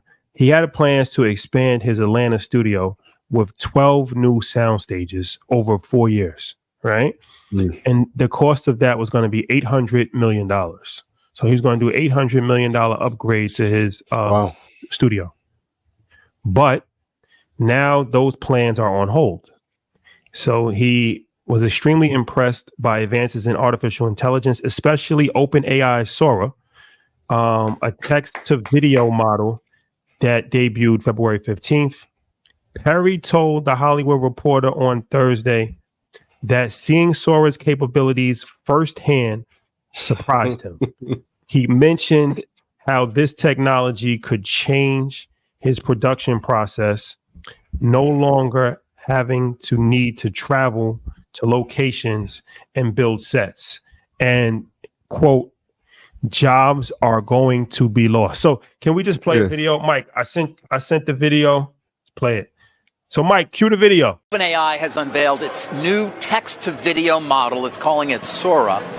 It generates videos up to 1 minute long based on whatever prompt a user types into a text box. Take this, for example. If you use the prompt, the camera directly faces colorful building in Burano, Italy. An adorable Dalmatian looks through a window on a building on the ground floor. Many people are walking and cycling along the canal streets in front of the buildings. This is what you get. Wow. Look at that. We're done. I think it's time to hand in your resignation, everybody. They're just going to say, give me Sarah Eisen, Mike Santoli, and David Faber in digital form and, have them tout my stocks. Nah. No. Garbage. It's garbage? They couldn't get it. They couldn't possibly get it accurate. Oh, no. This is the first. I mean, what's this thing going to look like in 2 years, 3 years? So who does this displace, right? It's graphic designers, video editors. You want another one? Let's see. We got another prompt here. Step printing scene of a person running, cinematic film shot in 35 millimeter. All right. But he's running backward on the treadmill. I can't quite figure out what that is. Not quite there yet. It's shot in 35 millimeter, though. It did it. I mean, Look, the problem is we already have this problem with deep fakes. Taylor Swift is up in arms about this.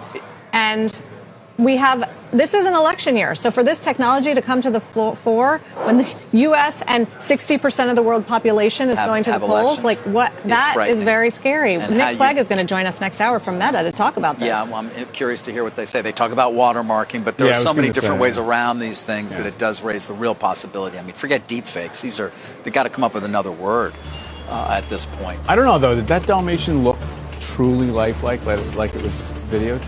Yes. Did it? I mean, yes. Yeah. For the first iteration of this, I think it did. First iteration. You're calling out the Dalmatian. You can tell that that's not a real Dalmatian. I'm sticking to my prediction. We're all done for.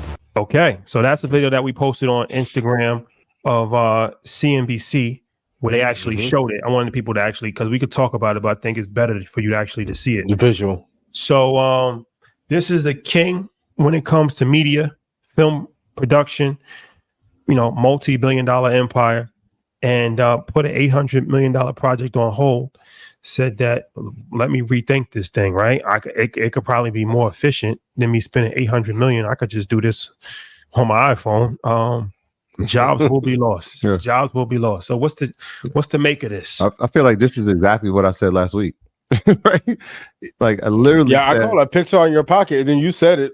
I said, look, what happens when a producer puts a script in as the prompt and says, create?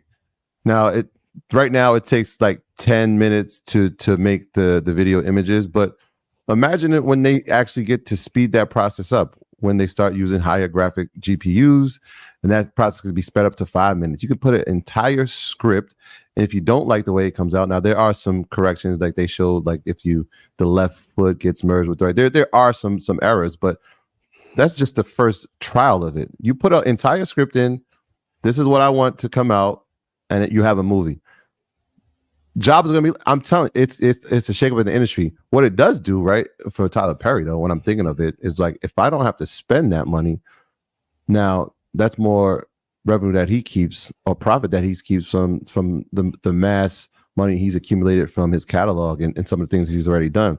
He actually now gets to be more innovative in other areas as well. So 800 million saved, that's that's nothing to sneeze at, man. Listen, when I first found ChatGPT and I started letting people go, panning me. I felt like Mr. Burns, right? Shotty, remember when I used to piss you off? Like, imagine if you could have replaced me with Sora back in the day and did the takes. You'd like, Monique, it's over with for you, baby.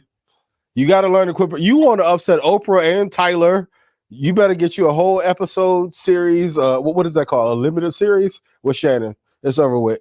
Well, I told you guys 3 or 4 years ago, we are in the age of automation, and here we are. Sora is beautiful. Now, of course, it has kinks to work out. You can only do it a minute at a time, but probably in a year, if they even get it up to 30 minutes, look how much time you would save. Now we get to see Medea in outer space and Medea in Narnia. Oh, it's over with. Listen, and for all my creatives, every project that you bring to the table, you better know what that revenue multiple is. It's not just about the creative and the lens and the little solar flare you want to put in your edits. Y'all ain't Dennis. Shout to Dennis, right? You have to figure out, if I make this thing, what multiple am I going to get on in terms of return of money? Because if not, you're going to get replaced. This is probably going to be bigger than Photoshop. Photoshop put out a lot of people in the business in the early 2000s on the video side.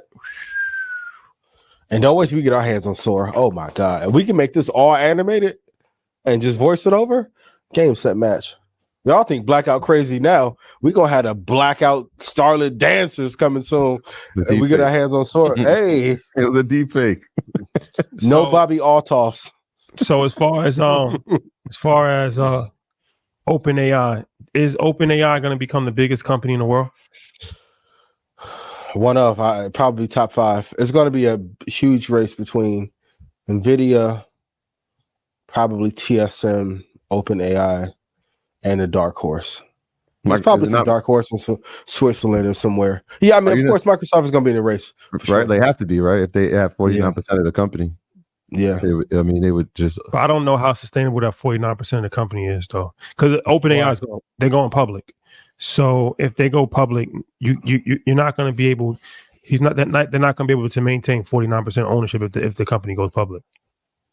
Well, I mean, they're going to cash him out. Well, for sure. But I'm just saying that's going to be a big buyout. That has to happen. That's probably why he's trying to raise $1 trillion.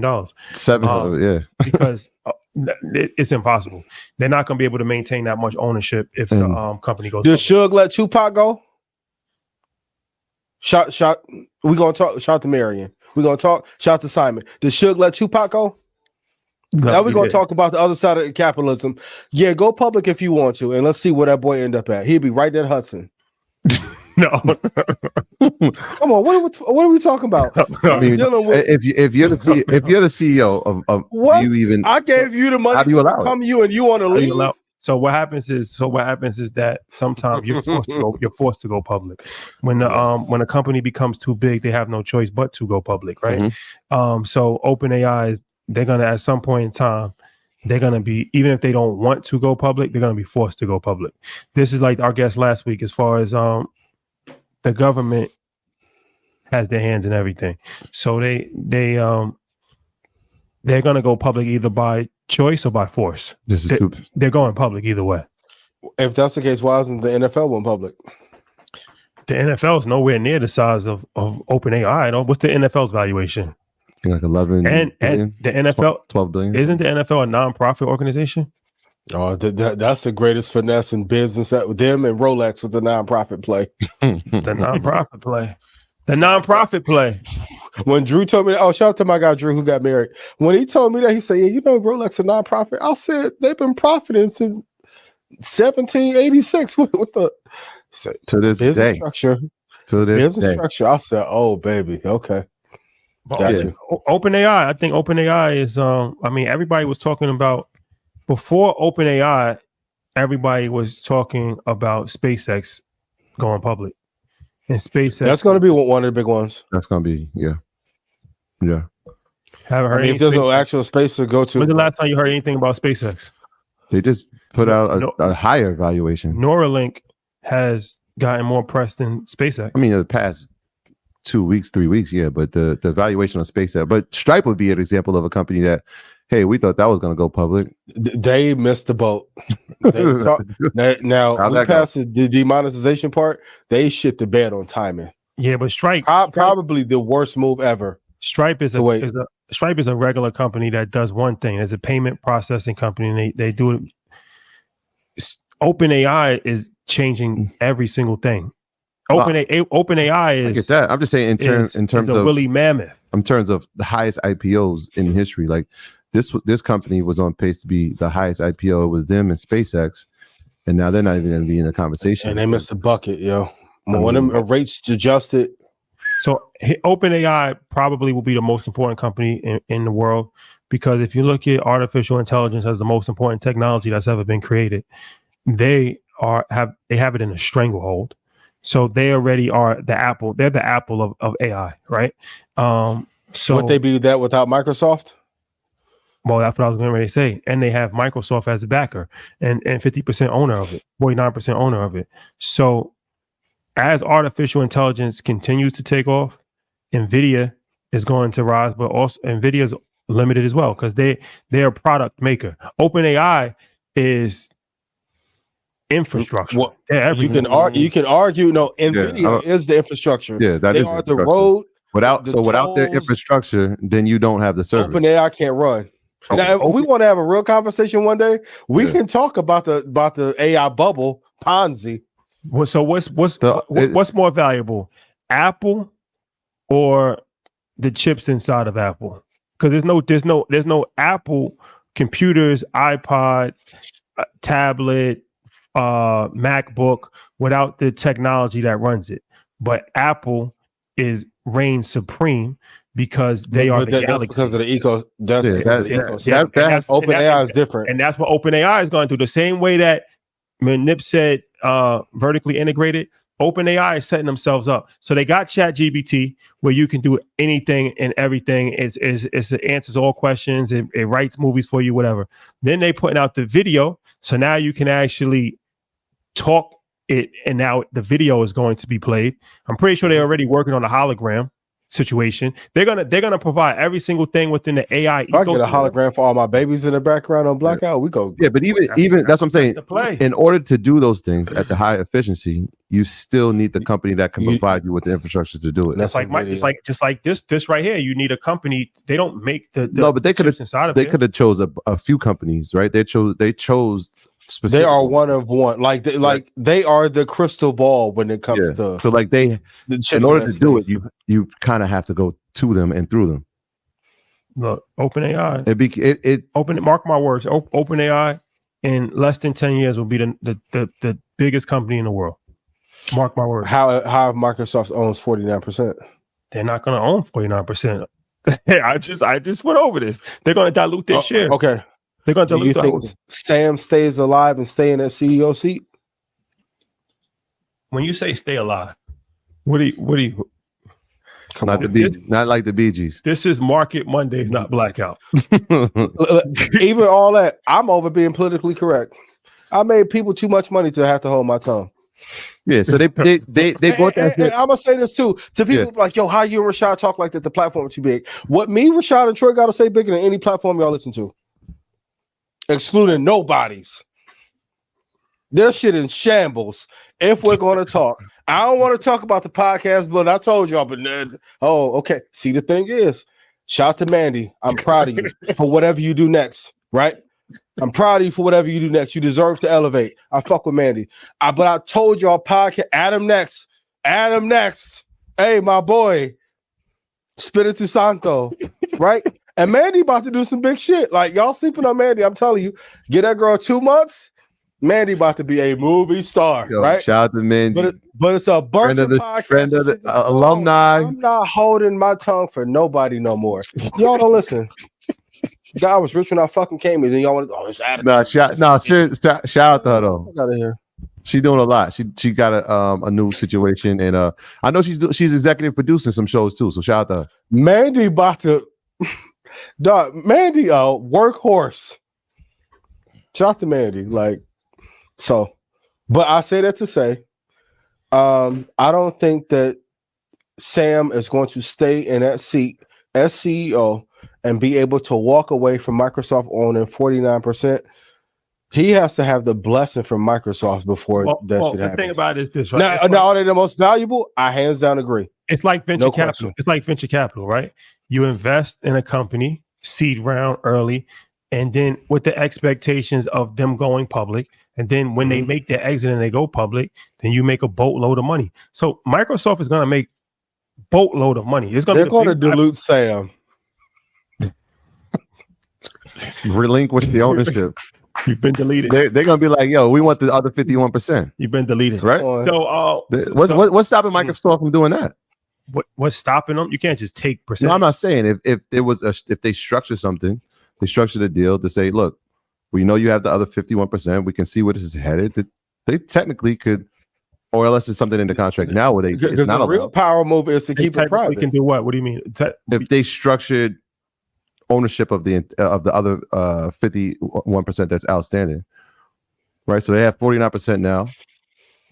If they took total ownership of the Nvidia, you can't. It's not Ukraine and Russia, bro. You can't just take ownership. I didn't say take. You have to structure a deal to buy. Yeah, but that's going to be $1 trillion. That's what I'm saying. So, well, how do we know the valuation now, right? So if they got it at 10 billion, what was that last year, right? Is the valuation at $1 trillion today? And also, too, if I thought is that $1 trillion next year, I don't think he would be trying to raise that much capital if he knew they were going public. It's coming. By next year? Maybe not next year, but it's coming. $1 trillion valuation. OpenAI. Look. Apple. It may happen end of this year. It may happen end of this year. That's what I'm asking. Money is not real no more. Like it took from the history of mankind, it took forever to get $1 trillion company. Apple was the first $1 trillion company like last year, 2 years ago. And now there's $3 trillion companies within 18 months. There's more than that. Money's not real no more. Like the amount of money that's being made and circulated, like. So the OpenAI will be $1 trillion company very soon, for sure. Yeah. For sure. Put a year on it. For sure. Like think about it. Put a year on it. How many years? 5 years, 18 months, 2 years, 18 months. Okay. Think about that. I'm not saying yes or no. I'm like, okay, that's interesting. From the time, let's say modern history, right? It took 150 years for one company to reach $1 trillion valuation. And then within 18 months, there's three companies with $1 trillion valuation. Amazon, Google. It's at 80 billion now as of 6 days ago. So there's 5 companies with $1 trillion valuations. Saudi too, right? Put like 3.5, 4 years. Saudi Aramco. The amount of money that's being made right now on an individual and corporate level. Even I was talking to a contractor, and he was saying like, everybody's saying it's a recession, but he's never seen money being spent More like money this. flow. The money is flowing. It's flowing. And astronomical levels. Yeah, 7 trillion though. Meta. We forgot Meta. Astronomical. So, I mean, OpenAI headed towards $1 trillion valuation, unstoppable. How can they be stopped? Years. How can they be stopped? Who's their competitor? So if their valuation is 1 trillion, that would make Microsoft at what? What's their equity stake in that? They're not going to get $1 trillion valuation until they get to the stock market. I'm saying if they evaluate it right now. If they have $1 trillion valuation right now, yeah, Microsoft, they have 49%. So it's a half. They have half of that. So that would put them at 3.5. Oh, but by the time Microsoft should be worth 7, 8. They're headed to the first. But because they technically would have, Microsoft will have the entire business enterprise infrastructure. OpenAI will have all the underpinnings of what's needed on the tech side. Like that's why I say like Apple, Microsoft, Google, technically like they're broken up pieces, but they really want monopoly operating with each other. Yeah, this would make Nvidia the wealthiest company in the world, which it probably going to do anyway. This is the old picks and shovels, but digital version, right? Mm-hmm. Yep. Yeah, they're almost at 2 trillion today. They're at 1.9. I mean, if you got to go into over 1,000, that would put them past Saudi. Would put them in number 3 wealthiest by market cap. I mean, look at Nvidia. Probably is the first company that had .com expectations and beat estimates. I don't know if we've ever seen a company like that. Nah. I mean, and they're slaughtering the estimates. Like again, but it's not. Sometimes it's a good quarter, and then sometimes it's like, what are we witnessing, right? Because to watch, I think when it reported last year and it had that blowout quarter after the second quarter earnings, it was like, whoa, this is historic. But this is like 3 in a row now. And this one I felt was the heaviest. This one felt heavy. They delivered. This like when they over-delivered. if LeBron would have beat Dirk back. What are the 5 companies of the future? Since we all Nvidia, OpenAI, Neuralink, 5 companies. Neuralink, Nvidia, OpenAI. I'll put it in there. Yeah. Pause. What is SpaceX? What makes them the most important? What makes them? You want me to tell you the truth? Because they're gonna fly you to a fictional land that you're never gonna see. Huh? It's an NFT. It's a physical NFT. Exactly. The relocation on Mars play. That's never gonna happen. You can't break through the upper wall. He already has the satellite. Elon already has satellites. He already has a satellite play. So what makes SpaceX so amazing? Only because Elon owns it. He's the founder of it. He owns it. Only because I mean, think about the amount of capital that goes into that. Just space exploration. Like for what? The question. Satellites. We have satellites. That's already a fair question. The for what is a fair question, but the reality is like we're talking billions in every year. Yeah, but that when you talking about Neuralink and they talking about that's important. You can move a mouse with your brain. Bro, this is not normal. Like this is what I'm saying. Like, did you see where this is headed? You're gonna be ghosting them with your mind when the Neuralink come out. Professor X got mind control over Debo. Professor X. Like that should be the slogan for the company. Neuralink. I got mind control over Debo. Neuralink is that's just different. That's different. That's next level different. OpenAI, the new Apple. OpenAI is the new Apple. Quote me on that. And Sam Altman is the new Steve Jobs. Don't say that. He has to be. He ain't there yet. He close, but he ain't there. Thought share. He's on his way. He's on his way. He's on his way. He's on his way. Do he take care of his kids? I'm not sure. I like ChatGPT that. Yeah, for real. Well, ladies and gentlemen, it's my birthday. Yes.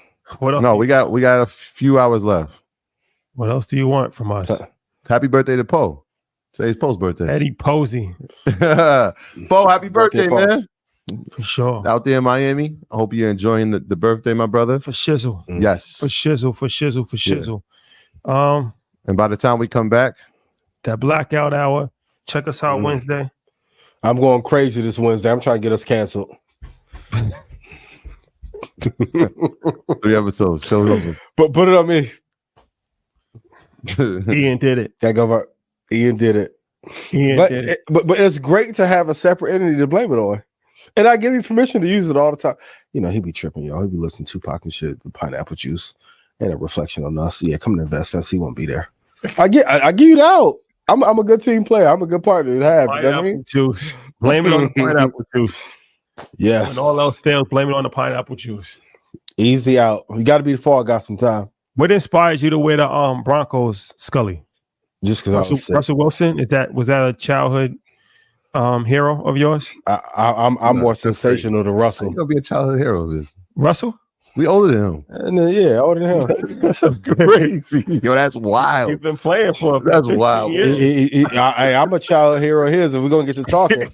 When they're off the field, activity over with, your real life gonna be over with. In the future, they're playing with your son.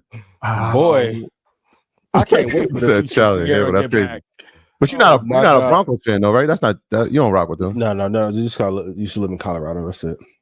That's a fact. You did. Shout out to Colorado. Boulder Springs. Colorado Springs. Yeah. Big facts.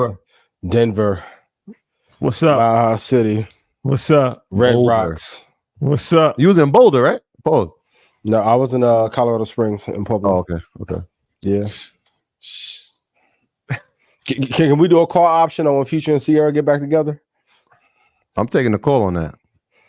Get back together. What do you mean get back together? Stay together. There's no chance. He said Future and Sierra. Future. Yeah, put. I'm taking the puts on that. That's never gonna happen. Put. All puts. That's never gonna Maybe happen. not in private. May do your move, Shotty. Don't post it. Nah, I can't. Nah. No. Nah. Well, let's call Jason Lee. Jason Lee, where are you? Where are you? Jason, Hey. please report to the principal's office. For real. Ian too. Yeah. Detention. Suspension. 2 weeks suspension. I don't get attention. 2 weeks suspension. You really want to cause some controversy? That'd be, I got the play. The we broke up the show play? They've been waiting for that forever. Where is he? What happened? Ian is handling personal issues currently. No. It's a great part about ownership. You can't get kicked off some young, ain't it? We should. They want us at some point. We should do the flip and like fake a fight or something. Go to WWE for sure. For sure. Shout out to the haters who was surprised at the blackout. For shizzle. Mm-hmm. For shizzle. Love is love. Black love. Love is love. Mm-hmm. Mm-hmm. Yes. All right, y'all. Be good to each other. Sam Altman is the new Steve Jobs. That's a hell of a. They're gonna run this back. He got fired. Think about it. He came out the gate, shook up the game, got fired by the board, got his way back in. Oh, I forgot about the. He's following. They setting it up right. Yeah, reinstated. He's following the blueprint. He's following the blueprint. Big Satya came through like Suge. He's gonna be the next superstar. Absolutely. CEO, tech CEO. Absolutely. He is now. I'm just saying he's gonna be bigger. Like he's big if you kind of in the world, but a lot of people still don't know who he is. He's going to be like a household name. Sam Altman's going to be a household name. Obviously, Elon Musk is always going to be. He's going to be Uber forever. If Sam stays focused, how soon before he passes up Elon? As far as wealth, notoriety or popularity? Wealth.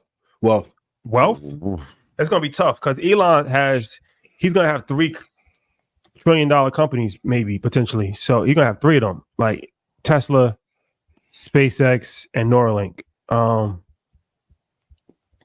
don't know, man. That's the first time ever in history that he could pull that one off. Like, yeah, pretty impressive portfolio. Elon, our new Howard Hughes. You think like in 20 years he'll go crazy? He's already gone crazy, I think. You think he's mentally stable? You say I'm crazy while I'm about to go berserk. I think he's worse than Kanye. For sure. You was the first to say that. You get full credit for that. You call that downfall last year. For shizzle. Yeah. But I mean, hey, it's impressive what he's been able to do. Can't take that away from him. He's managing to, like I said, I mean, he's operating at a high level. When you can run three of the world's top companies at the same time. Hey, I don't agree with the vast majority of things that he says or does, but I don't think that's ever been done before in history. Yeah, it's rare. You don't agree with him passing out Molly water in the boardroom? Sprinkle me. Timer. Boy. Sugar. Ask my sister. Sprinkle me, man. Shout out to 40 Water. Sprinkle me, man. Big facts. The Bay. Shout out to the Bay, man. Yeah, area. Y'all be good. We are coming back next week, March. It's a new month. March Madness. It's a new month, Yeah. March Madness for sure. Get yourself together. The year's almost over. Figure it out. We got to figure what we're gonna do for the 4-year anniversary. That's coming up. It's coming up. Sure. Yeah. For sure. If she's been made, I'm proud of y'all. But need Warren big Buffett. facts. Call a Zoom link. You could stay facts. at home, straight from the comfort of your own living room. Yes. So make something happen. Who's the highest level guest that we've had on Market Mondays? Highest level? Cuban. Yeah. Cuban's legendary. Yeah. Because he broke down a strategy and he was super cool. Like, I think he talked a lot about the AI and automation. And I think people just slept on it. Even like hedging with futures and stuff like that. Like him, regrets. Mike Rubenstein. David Rubenstein was legendary. Yeah. Yeah. Ran into David Rubenstein. That one. Yeah, we ran into him. Did you? Yeah. Yep, we did. Y'all gonna have a lot of run-ins. I think Mark Cuban was the most pivotal guest that we've had. That was the highest rated guest. We had an episode that actually got more live views than that by ourselves, but he's the highest rated. I think it was like 12,000 people when he was on. So Cuban was a good one. We actually ran into him. Cuban was a good one. That was definitely one of the ones. But we had a lot. Like I said, we had Michael Novogratz. We've had David Rubenstein. We've had Mark Cuban. And then, of course, variety of other people across the board. I think we need to bring Bonawyn back too. Like from an educational standpoint, he put up some classics. Yeah. What's y'all networking play? Like at All-Star? Like I ain't gonna say who, but y'all ran into some of everybody at All-Star. Well, it's one of these things where you just like if you outside enough, you just like how early are you there? Because I think people forget that part. Being punctual, having a game plan. Like I was running people like, I just saw you guys too. I'm like, damn. Yeah. The game plan is scout the room, hold your position in the room, and be cordial to everybody. Everybody, in certain rooms, everybody is doing something that could be productive, or somebody has knowledge that you can learn from. Scout the room, I try to make facial recognition right as soon as I walk in to see. All right, well, I know that person. I know this person. Know this person. All right. Yep. Okay. Perfect. Yeah. And then we just, how you doing? No. Start from there. Oh, before the last thing, we never got a chance to tell this story. Which one? The Grammys. So this year we was at the Grammys. That was like 2-3 weeks ago. So I'll give you some backstory on it. So y'all know, like, Nas, that's our guy, my favorite rapper of all time. I actually named my son. Oh, you gonna tell the story? Okay, go ahead. Yeah, I actually named my son Nasir.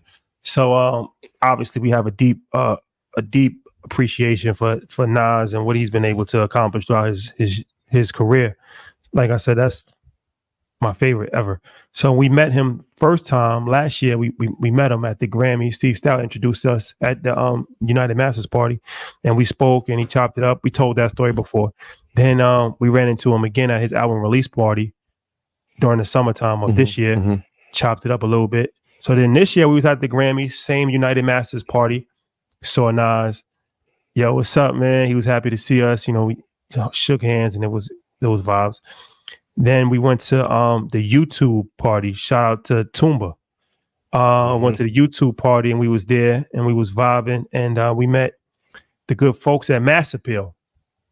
And they was saying like, yo, we wanted to link with y'all for a long time. Mass Appeal is Nas's. He's part owner of Mass Appeal. This is a media company. So long story short, she took a picture, Annie.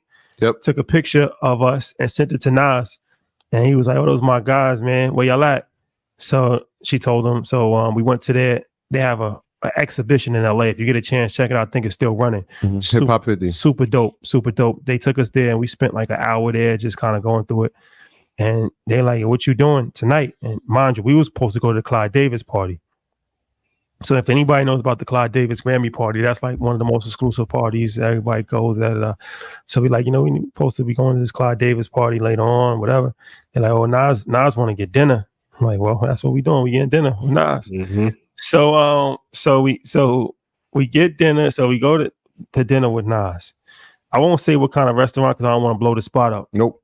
The most non-discreet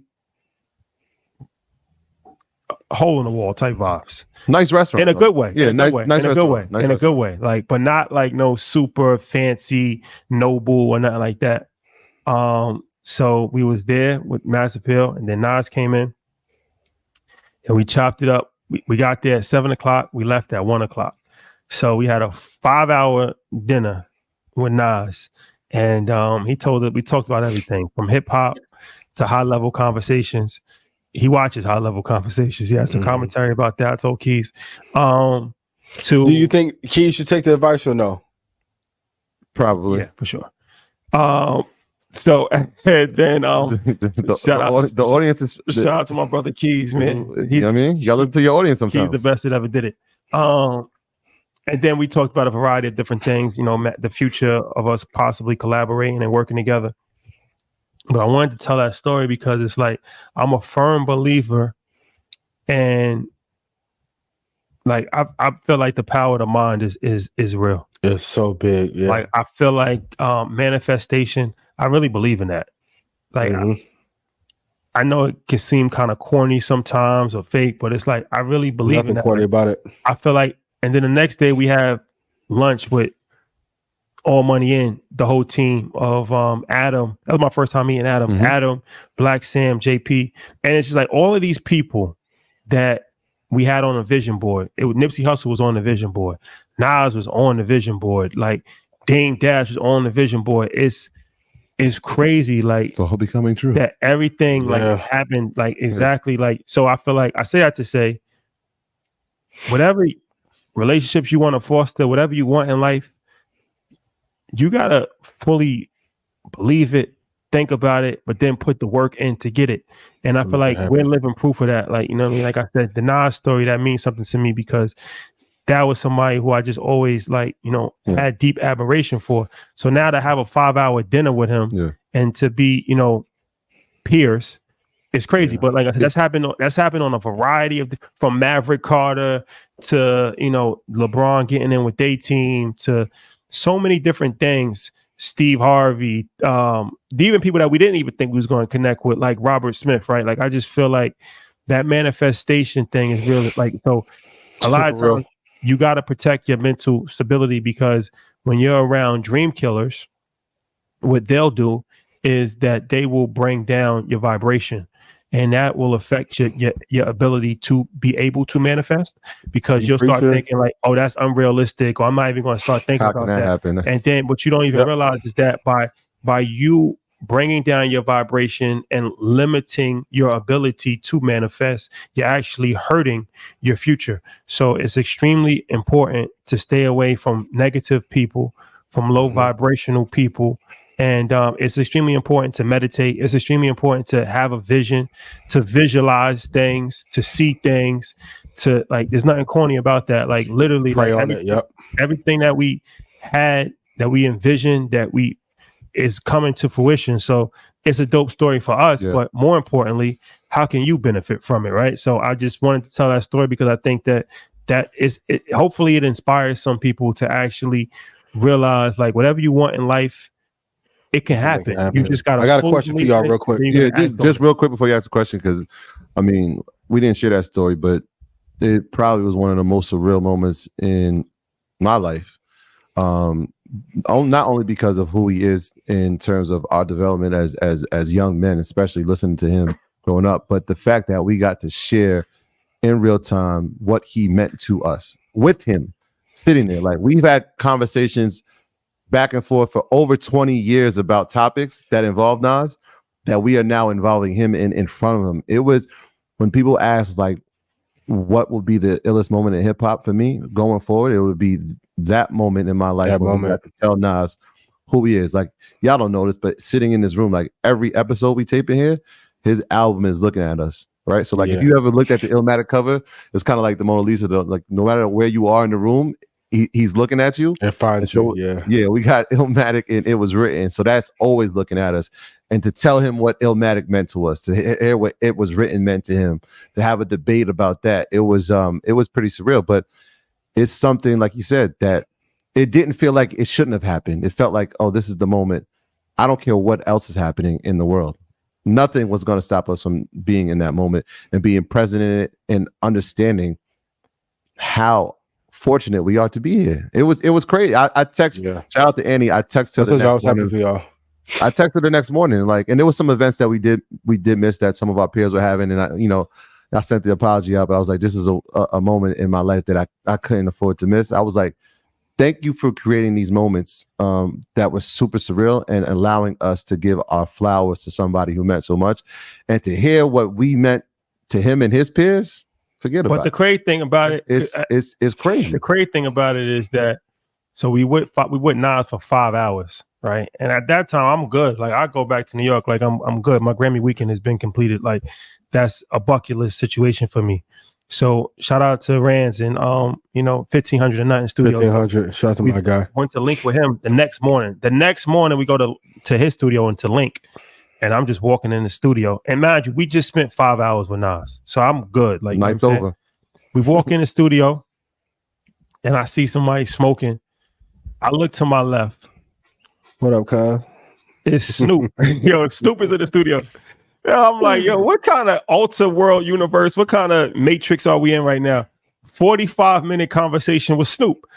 I had no idea Snoop was going to be there. Snoop, super cool, down to earth, talking real, like giving us the real. It was me, 19 Keys, a few other people. She's smoking. And I'm just like, bro, I just had dinner with Nas. Now, first thing in the morning, I'm having a 45-minute conversation with Snoop. This is like my whole childhood played out in the course of 24 hours. So shout out to both of them, because one thing I want to say about Nas is that just how you would think he is, that's how he is. Super down to earth. That's why I said, like, the spot was like a real hole in the wall type vibe, like super down to earth, no security, super cool, humble, like just how he was in Belly, that's how he is. Like, and the crazy part is, like, we didn't eat for 5 hours. It was just one of these things where it's like, just keep the night going. Like, yo, y'all want something? Let's get some dessert. Like, yo, let's just keep the thing going. Have some wine, tasting different wines, and just having conversations about everything. But the interesting, and when you do your city rankings, I'm assuming LA is gonna move up a few slots, because last year,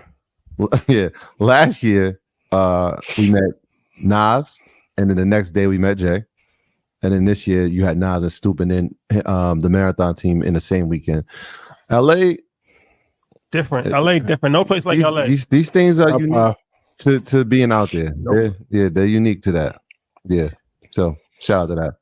Really quick, if you have to give everyone like a 3-step manifestation blueprint for 2024, what would that be? Even for us doing GMA, like shout out to Ebony who made that happen for me, and then we were able to do that, which is so dope.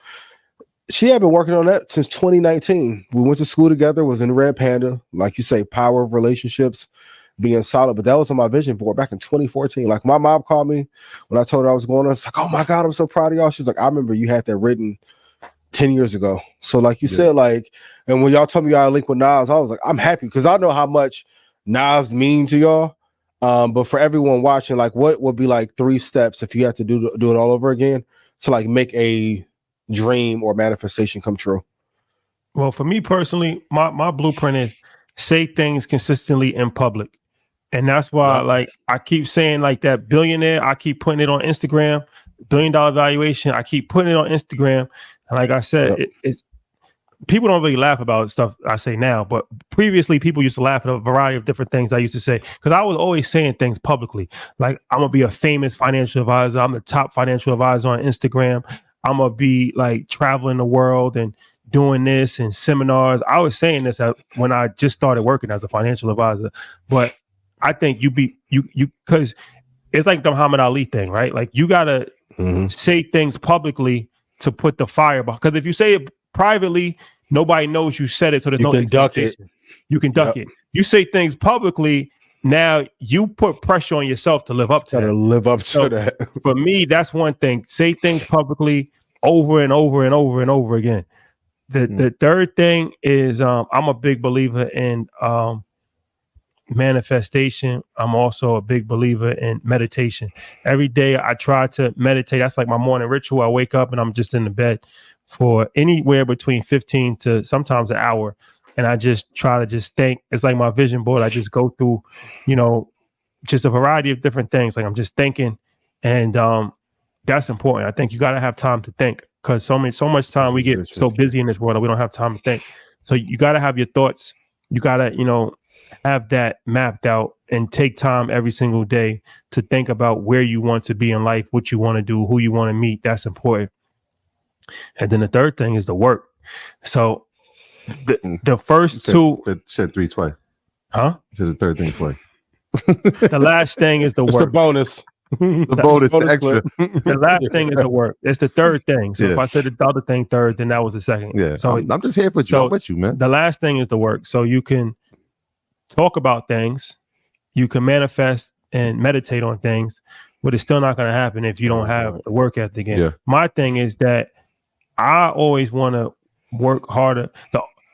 I never want anybody to look at me like they're working harder than me, or like I'm telling somebody. If I tell somebody something, it's because I'm willing to put just as much work in. Like I'm not just telling you something and I'm just going to the golf course. Like I'm willing to go to extreme measures. Take it there to do it. So it's like, I respect people with high level of work ethics. Like AB, he has a high work ethic. Like, I respect that. Like I'm the type of person where I don't care. I'll work. I'll get it done. So I think that a lot of times people might miss that step. You got to talk about it. You got to believe it. But the most important, you got to be in that gym, though. It doesn't work if you don't work. Yeah. It doesn't work if you don't work. And you got to work unimaginably. You got to sacrifice things. Sun up till you go to bed, right? Everything. You just got to go crazy. Early mornings, late nights, all that type of stuff. Like you got to really love the process. You got to love the work. You got to be a perfectionist. You got to be slightly crazy. These are things that like you gotta, you know what I'm saying? Like you have to have that. Though those would be my 3 takeaways. Write all 20 things down. Over deliver. There's 3 things. There's 3 things, not 20 things. There's because you said this a few times. So it's meditation. Yep. Right. That's one thing. Yep. Visualization, meditation. That's one thing. Yep. Repeating things over and over again in public. That's the second thing. Yep. And the third thing is work. That's 3 things. Troy, what about you? I'm not sure. Those, I mean, the primary one, I didn't know if he was going to get to it last, but yeah, I think it's the work. Because if we don't do the work, we're not in any of these situations, right? If we're not added value to our community, then we're not in these situations. We're not meeting these people. They don't even see the importance of having a meeting or having dinner with us. And so the work is always first, and it'll always be the paramount. We had a conversation the other day. I was like, what are y'all doing? We're working. Well, what are y'all going to do tomorrow? We're going to be working. Work. Every day we're working. We're trying to be better every day. And it's not because, hey, we want to meet this person. We're just trying to help as many people as possible, right? And the way that Nas had affirmation for us, or the way he found value in us, is because we were helping his friends. His friends saw value in us, and he was like, look, y'all got to listen to, now you got to tell these guys is really doing something. You should listen to him. Because we had reached his friend, now he sees how much value we're adding.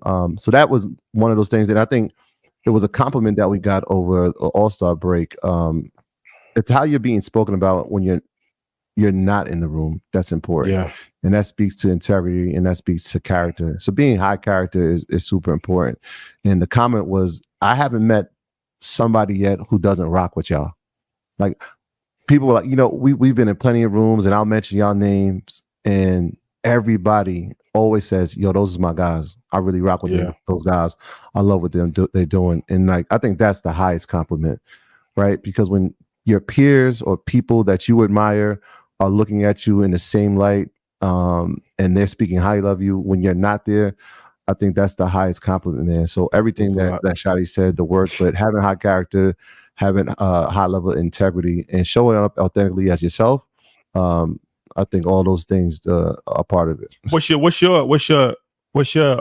formula? Rashad, to be fair, Troy, you gave more than 3. I didn't. You asked me 3. I didn't know if I had a number. Oh, okay. For me, my big vision goal I have saved in my favorites, and I just replay it for 10 minutes every day. So that's part of my visualization. Same thing, saying it out loud. So even me being like the greatest investor of this era, that's a lot of public pressure to then be like, oh, let me see if he really backed that shit up. Like, okay, cool. And third, I think you need a penalty for certain things that you don't do. So like, if I don't hit certain marks by a certain time, I either have to have a payout to Ty or Xander or family members. Like, I think you shouldn't have a lofty goal, because a lot of times, if you're not going to back it up with your action or money, because your family and friends are also dependent on you to do that thing. Like, Xander heard me for 4 years be like, yeah, I'm gonna go on TV, go on Good Morning America, go on my favorite shows. And now, like, it's a big thing for it. Like, he'll play our show in his class and be like, my dad's on YouTube with his friends. He don't even care about the TV, but like, YouTube is TV. So I think having a penalty there if you don't execute is really key, and that's always been a really driving force. And if I can give a fourth one, I know it's toxic, but anyone who have anything negative to say, I write it down and I use it as a way to get better. It is a driving force when I'm tired. Like right now, I'm sick, but I'm like, I saw the little comment somebody made on the review video that got 52 views. I'm pretty wrong. Good Morning America was good. We need to do CNBC, Bloomberg, Button, Daily Show back to back. What's up? All the above. Let's make some magic. And one day, let's go. I'm the greatest. Ish, you've been ducking smoke from my boy too. This the 3rd time you done duck smoke. I love you. You my dog. You one of my bestest friends. Hey, you ducking the smoke from my boy. Okay. Who are you referring to? Shout out to no Joe. Well, we're gonna talk at the party though. I'm the greatest. The whole Joe Budden podcast, man. See you guys soon. Yeah, that's a fact though. That's a good. Like, I'm the greatest. I said that before I knew I was. You referenced Muhammad Ali, but that's it. Yeah, and same thing. You're right. Like, it was the greatest investor of our generation. Why not? Challenge me. I don't know. I don't lose $14 billion in value for our community. I mean, that's the Jay-Z play, right? So on Jay-Z's first album, he said it's the eventual triple platinum nigga with the solid gold fate. That's before he went gold. He said that. Yeah. And then when he said, who's the best? I'm raping Def Jam till I'm 100 million man. That was crazy to say back then. But when he said who's the best MCs, Biggie, Jay-Z, and Nas, he wasn't mentioned in the category. He wasn't in that category. So try to have him out of it now. Then he says, I'm on my way to $1 billion. I play my cards right. Everything that he said, first he was trying to sell 3 million. He sold 3 million. He said he's going to be Biggie, Jay-Z, and Nas. He reached that level. He said he's the greatest rapper alive, and then everybody started calling him the greatest rapper alive. He said he was going to get 100 million. He got 100 million. He said he's going to get $1 billion. He got $1 billion. So everything that he said public. Lil Wayne's another one. Lil Wayne just kept saying, I was going to say, I'm the best rapper alive, rapper alive. And then at first, people didn't really take it serious. And then after a while, he was like, he's the best rapper. No, I was going to say Jay was he's called himself the God MC. Kanye is probably the biggest. Kanye, another one, yo. One that everything I say I do, you can check my words now, read about them later. Kanye came in the game as a producer. Nobody took him serious. He telling everybody he's gonna be the best rapper. He reached that level. He's gonna say he's gonna be the man when it comes to fashion. He was gonna change fashion. He reached that level. Did it. Everything that he said publicly, everybody thought that he was crazy, and nobody took him serious until he actually did it. Mm-hmm. Shout out to the crazy ones, man. You listen to the album? Yeah. Carnival, mega hit. You said horrible? Oh, Carnival's a hit? Carnival. Oh, mega hit. At first I thought you said horrible. Yeah, no, Carnival, mega hit. That's a good record. Crazy. What about the rest of the album? I rock with Ye. Come on now. All right, just checking. I'm just checking the temperature. Yeah.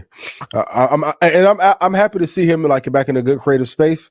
He was in a dark place for a long time. I was happy to hear Bump J, shout out to Freddie Gibbs. The stuff you be doing online, you need to chill on, but you went crazy on the verse. Making 219 look crazy.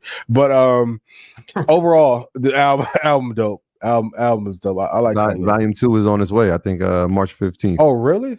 Yeah, they got 3 volumes. Drop 3 volumes? Yeah. Okay. Volume 2 on the way. Yeah, production is saying. Ladies and gentlemen, thank you guys for rocking with us. We'll see you on tomorrow for Earn Your Leisure, and then Blackout on Wednesday. And Prince and Minx tomorrow. Pisces season. The vibes. Amazing. Vibes. Your birthday is Sunday? Sunday. So yeah, I'll have a birthday before we come back. Yeah, happy birthday. You'll have a birthday to my guy. Before our episode. So back to back Pisces. So they said, "What you doing?" I said, "I'm going to Scotty's party." He turned 40, man. That's a big one. Pause. Yeah, back to back birthday. Shotty, what you want everybody to get you for your birthday? $1,000. Hey. Put your cash app in there. Put his cash app in there. Put your cash app in chat. Cash app in chat. $, Rashad Bilal. Yeah. Appreciate you. Reparations is due. Yeah. Appreciate you. If I made you money, send me a cash app. You asked. Allie, I got you. Yeah. Cash is king. Cash is king. Tell him again. Cash rules everything around. If we made you money, send us a cash app. Hey, man. Allie, I got you. Nah, but good vibes, man. You just keep the good vibes going, good energy. That goes a long way. So appreciate y'all so much. And once again, happy birthday. Of course. There you go. 2016. The gang. Yep. For sure. The gang. For shizzle. All right, man. Boy, all right, man. It's been real. All right, y'all. Be good. Love y'all.